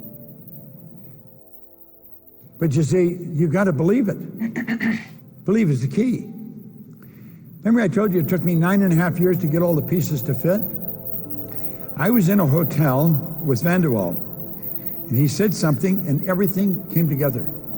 Now, I had learned that there's only two sources of refuge you can go to. One's science and the other's theology. There's only half a dozen religions. I think in California there's 5,000. Everybody starts their own. So, I mean, you know, but there's only a half a dozen religions. Every one of them are in a complete agreement you got to believe. All the great psychology teachers said you got to believe. William James in Harvard, back in 1900, he said, believe and your belief will actually create the fact. That's the key. Well, I was sitting there with Van der Waal, and I knew this, and I think, how do you believe? I mean, that's a big, how do you believe? And he said, our belief system is based upon our evaluation of something. And frequently, if we reevaluate a situation, our belief about that situation will change. I thought, wow, that's what happened to me. I went from earning $4,000 a year and living in debt and unhappy to becoming happy, healthy, wealthy, and business all over the world. Wow. I kept studying, and because I kept studying, I kept believing more of what I could do. because I started to understand me better. Know thyself, know thy higher self. That was the key. And that's how my belief, I was thinking, how do you change your belief? That's how, through study. Our belief system is based upon our evaluation of something. And frequently when we reevaluate a situation, our belief about that situation will change. That's what I had done. And all of a sudden I got so excited because I knew then why I changed, and I knew I could teach other people how to make the change they want to make. You see, as we look at this, let's understand this. When I said there is a place, there is a place. Don't think it's just a thought. You took your mind to a higher frequency. You saw what was there. That's how we've got the life we've got today. 2 young bicycle mechanics, they defied logic. They introduced us to a new kingdom. I flew down here, I've got to fly down to California, go back to Toronto, the next day I've got to go to Germany and then to Vienna. All over the world, doesn't matter where you go, you can get there, nothing flat. Why? Someone raised their level of consciousness. They realized there's a place. You got to believe. You keep studying what Janet tells you to study, I guarantee you your life will change. Your business will grow. Now look at this. Hill said, remember, no more effort is required in order to aim high, to demand abundance and prosperity, than is required to accept misery and poverty. Doesn't take any more energy. It's exactly the same energy. You know the energy I was worrying with? That same energy I built sitting with it. You can do anything. Doesn't matter where you came from. What matters is where you're going. Now look at the moment your belief matches with any state you fuse with it, you become one with it. This union results in the activation and projection of its plots and plans and conditions and circumstances. When you believe, everything in your world starts to change. Your perception shifts. Everything around you changes. You're seeing different people, you're mixing with different people, you're going different places, doing different things. Some of you have seen so much change, it's mind-boggling. And you've seen nothing relative to what you're going to see. That's the way it works. See, this new state of conscious awareness becomes your home, from which you view the world. This is your workshop. Yet if you're observing, you will see your outer reality shaping itself upon the model of your imagination. It's all scientific. It can be explained right down to the smallest detail. We've got so much going for us, and yet we don't really understand it. Now look at Steve Jobs says you can't connect the dots looking forward. You can only connect them looking backwards. Isn't that interesting? You don't know how you're going to get there, but you know you're going to get there. You don't know how you're going to get to the next level, but you know you're going to get there. You don't have to know how you're going to get there. I had the good fortune of working with Edmund Hillary on 3 or 4 occasions. He's gone now, God bless him. But the only difference in Ed Hillary and myself is his size. He was a big guy. He was a beekeeper from Auckland. But he was the first guy to stand on top of the world. He went there in 51 and he failed. He went back in 1952 against all the relatives and the neighbors thought he was going out of his mind because everybody had died that had gone up there. He failed again in 52. But in 1953, he and Tenzing Norgay stood right on top of the world. He knew he could get there because he could see it in here. And if you can see it in here, you can hold it out here. That's just the way it works. Now look at, what did he say? He said, you can't connect the dots looking back, you can only connect them looking forward. And that's just the way it works. And as you start moving, it starts happening. It just starts to unfold right in front of you. Now, here's the crazy part of it. When you get there, you'll say, damn, I could have gone there. Yeah. That's the part you want to remember. Don't be afraid of shooting too high. Most people are shooting too low. Now, nothing is big or small except our thinking makes it so. Everything just is. I remember one time I was going to Israel to do a seminar. You fly out of Toronto at night to go to Israel, about, I don't know, 10, 11 o'clock at night. I got to the airport and went to check in. She says, "I'm sorry, Mr. Proctor, you can't get on the plane." I said, "What are you talking about? Why not?" She says, your passport's no good. I says, "My passport is good until July. It's only April." She says, "No, your passport has to be good for 6 months from the date you leave Israel." I'd never heard of this. This is pretty common in many countries, but I'd never heard of it before. This is a few years ago. I said, "Oh, let me on the plane anyway. It won't matter." Yes, she said, "It will matter, and we can't let you on the plane. If we did, as soon as you landed, they'd put you on the next plane out of the country." I said, "Oh, okay." I had people coming from all over Israel to a seminar. And the woman that was putting together, I thought she'd be really upset. She says, "Well, it is what it is." God, I learned the biggest lesson that day. It is what it is. That's the way it is. Don't get upset. It is what it is. Can you do the best you can? If it doesn't work, that's the way it is. Now let's look here. Your spiritual being is perfect. It requires no modification, no improvement. Okay? Now let's look. You're a spiritual being living in a physical body. You've been gifted with an intellect.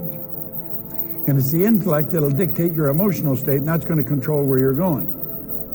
And if you've got a problem there, it's your intellect, it's the thoughts that you're thinking that is messing things up. And that's what we want to change. And we're quite capable of changing it. All we have to do is gain an understanding. So let's look. The highest side of our personality is the spiritual side of us. That's the part nobody can see. The lower side is the physical, and then we have the intellect.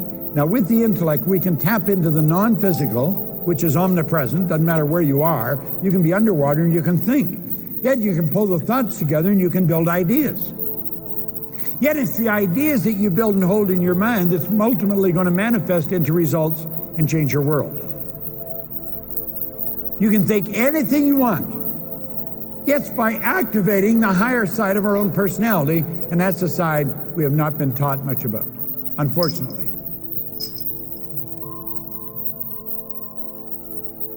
Your goal is most important.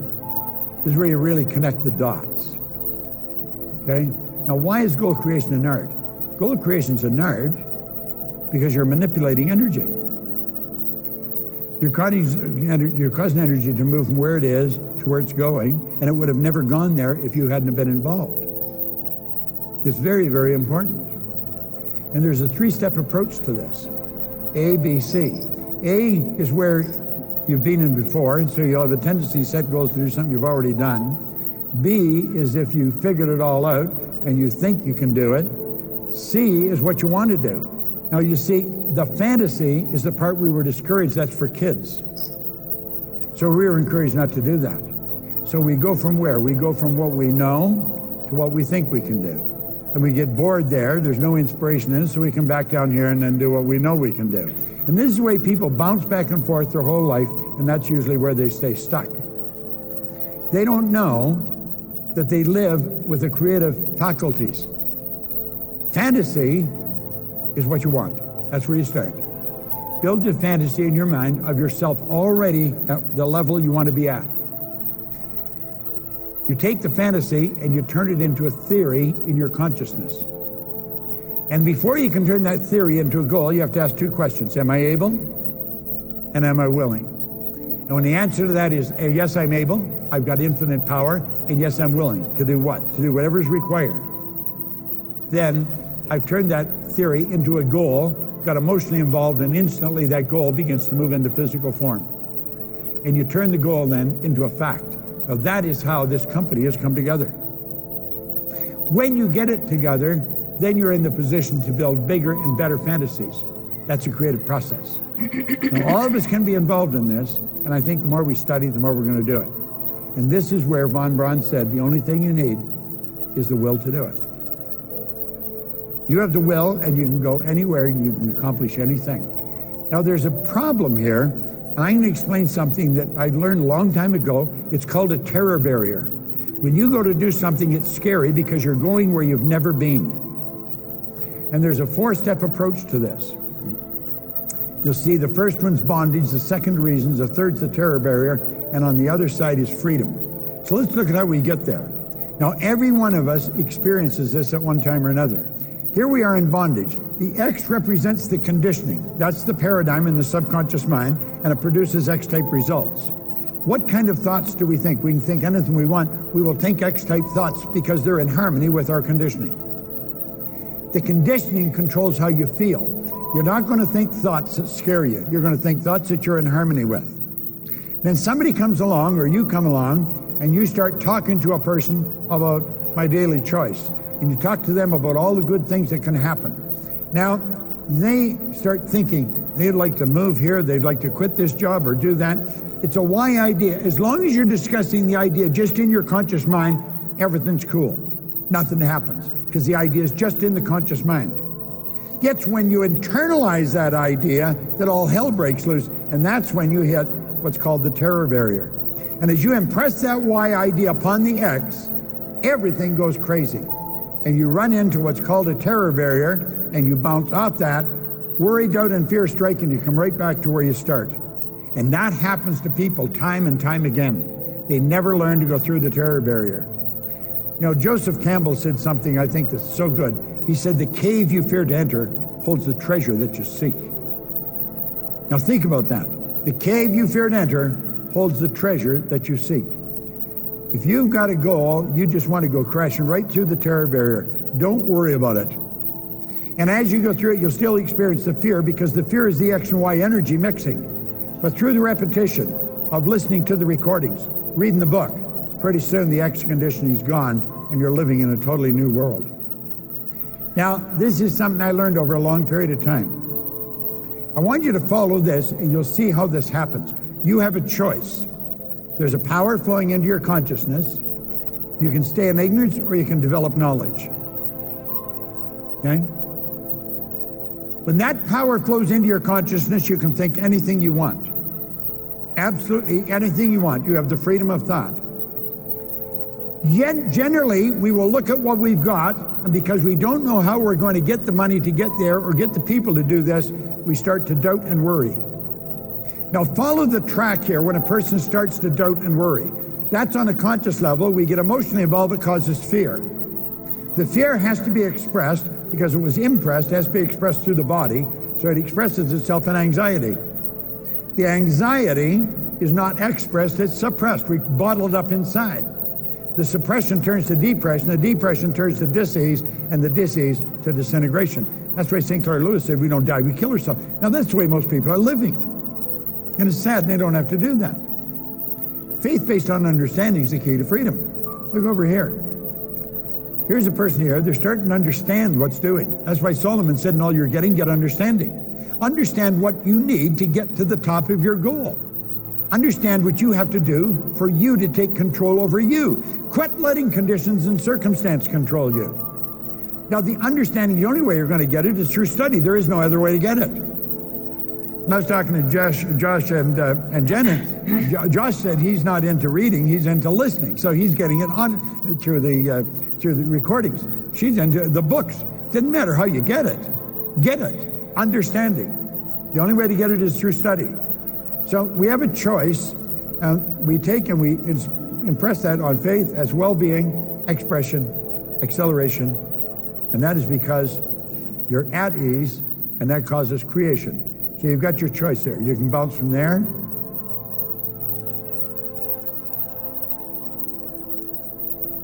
or there.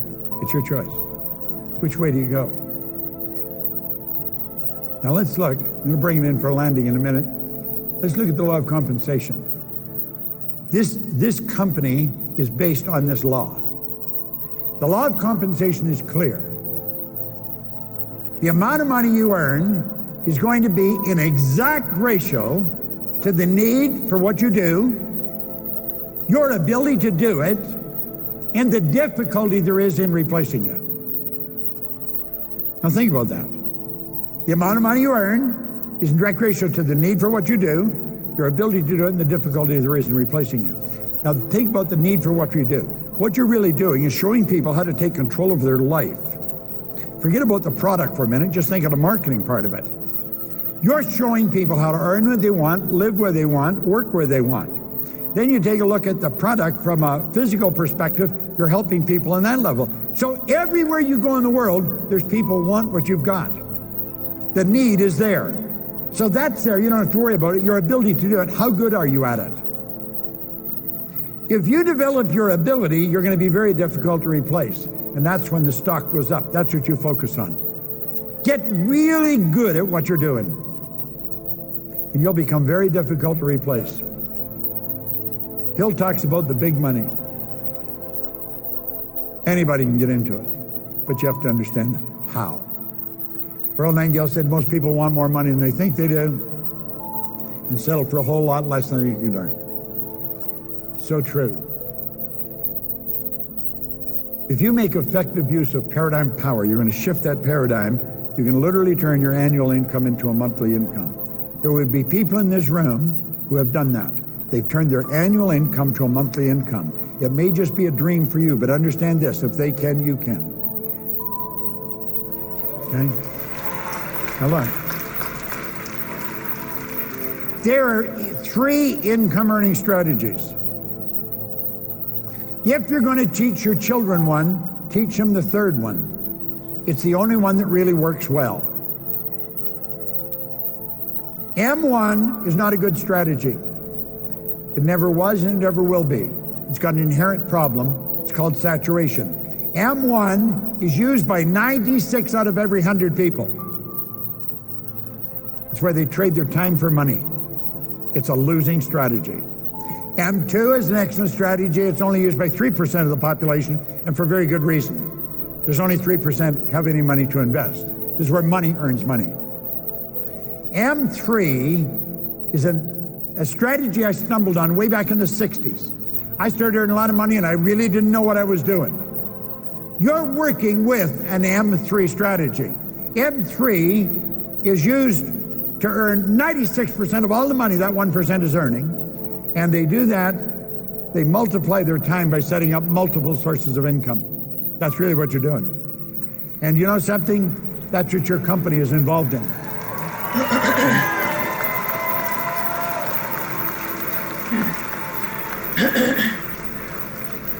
That's the path you're on. It's a winning path. There's no question about it. Now look at our world is changing, and it's changing so fast, it almost make your head spin. And the world's not getting bigger, the world is getting smaller. It's actually shrinking. You're not a long ways away from anywhere anymore. You can have business all over the world through this business.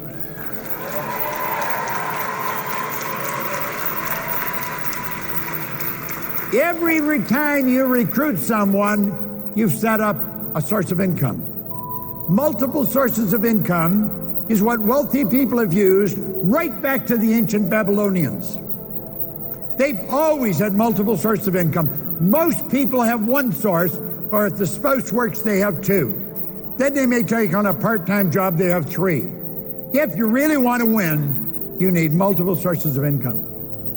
Every time you bring a person into the business, that's a source of income. It's so important we understand this. And this is what you're introducing to people when you bring them into this company. When you tell them, my daily choice is about building a business, a global organization, because that's what you've got. Now, I call that the Wheel of Fortune, and the question is, are they all the same size of income? No. Some will build a big business, some will keep them small, but they all have one thing in common. They all flow into your bank. It doesn't matter where in the world the money comes from, it's converted and put in your bank. It's a beautiful thing, and it just keeps adding up.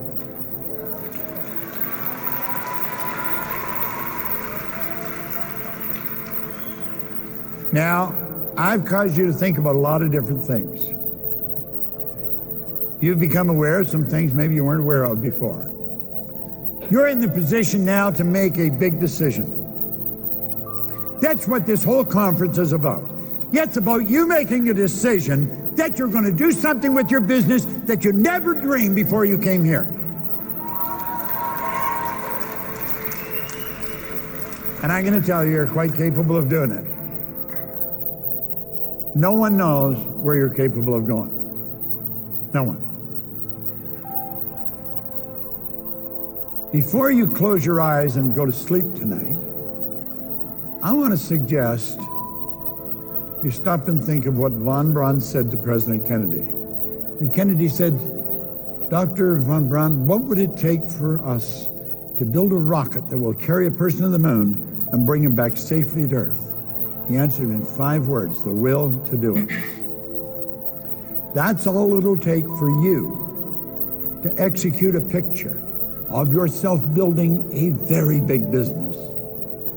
With my daily choice, build the business as big as you want in your mind and realize just going to take the will to do it.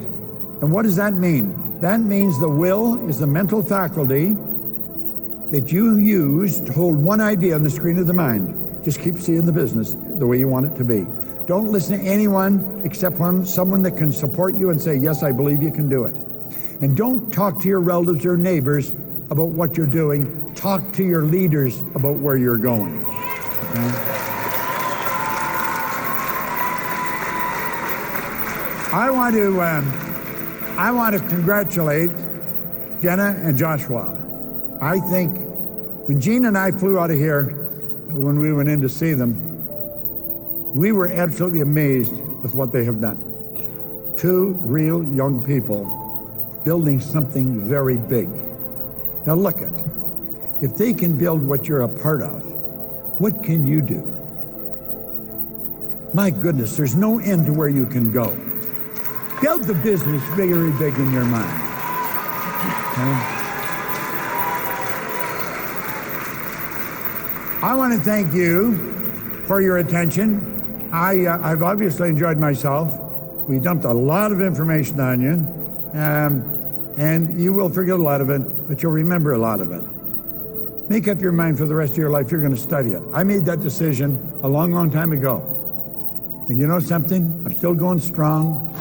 I have a great life. I have wonderful friends all over the world. I earn more money than I would ever hope to get. And if I can do it, you can do it. That's what I was telling Joe in Kingston Penitentiary. I said, Joe, if I can, you can.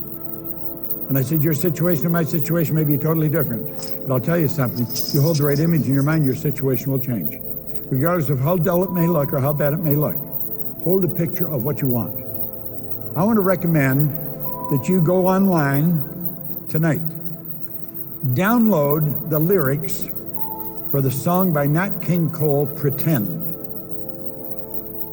The lyrics are phenomenal. He starts out by saying, pretend you're happy when you're blue. It isn't very hard to do. And pretty soon you'll find happiness without an end whenever you pretend. That's the way you want to live with your business. Pretend you're already where you want to go. Just pretend.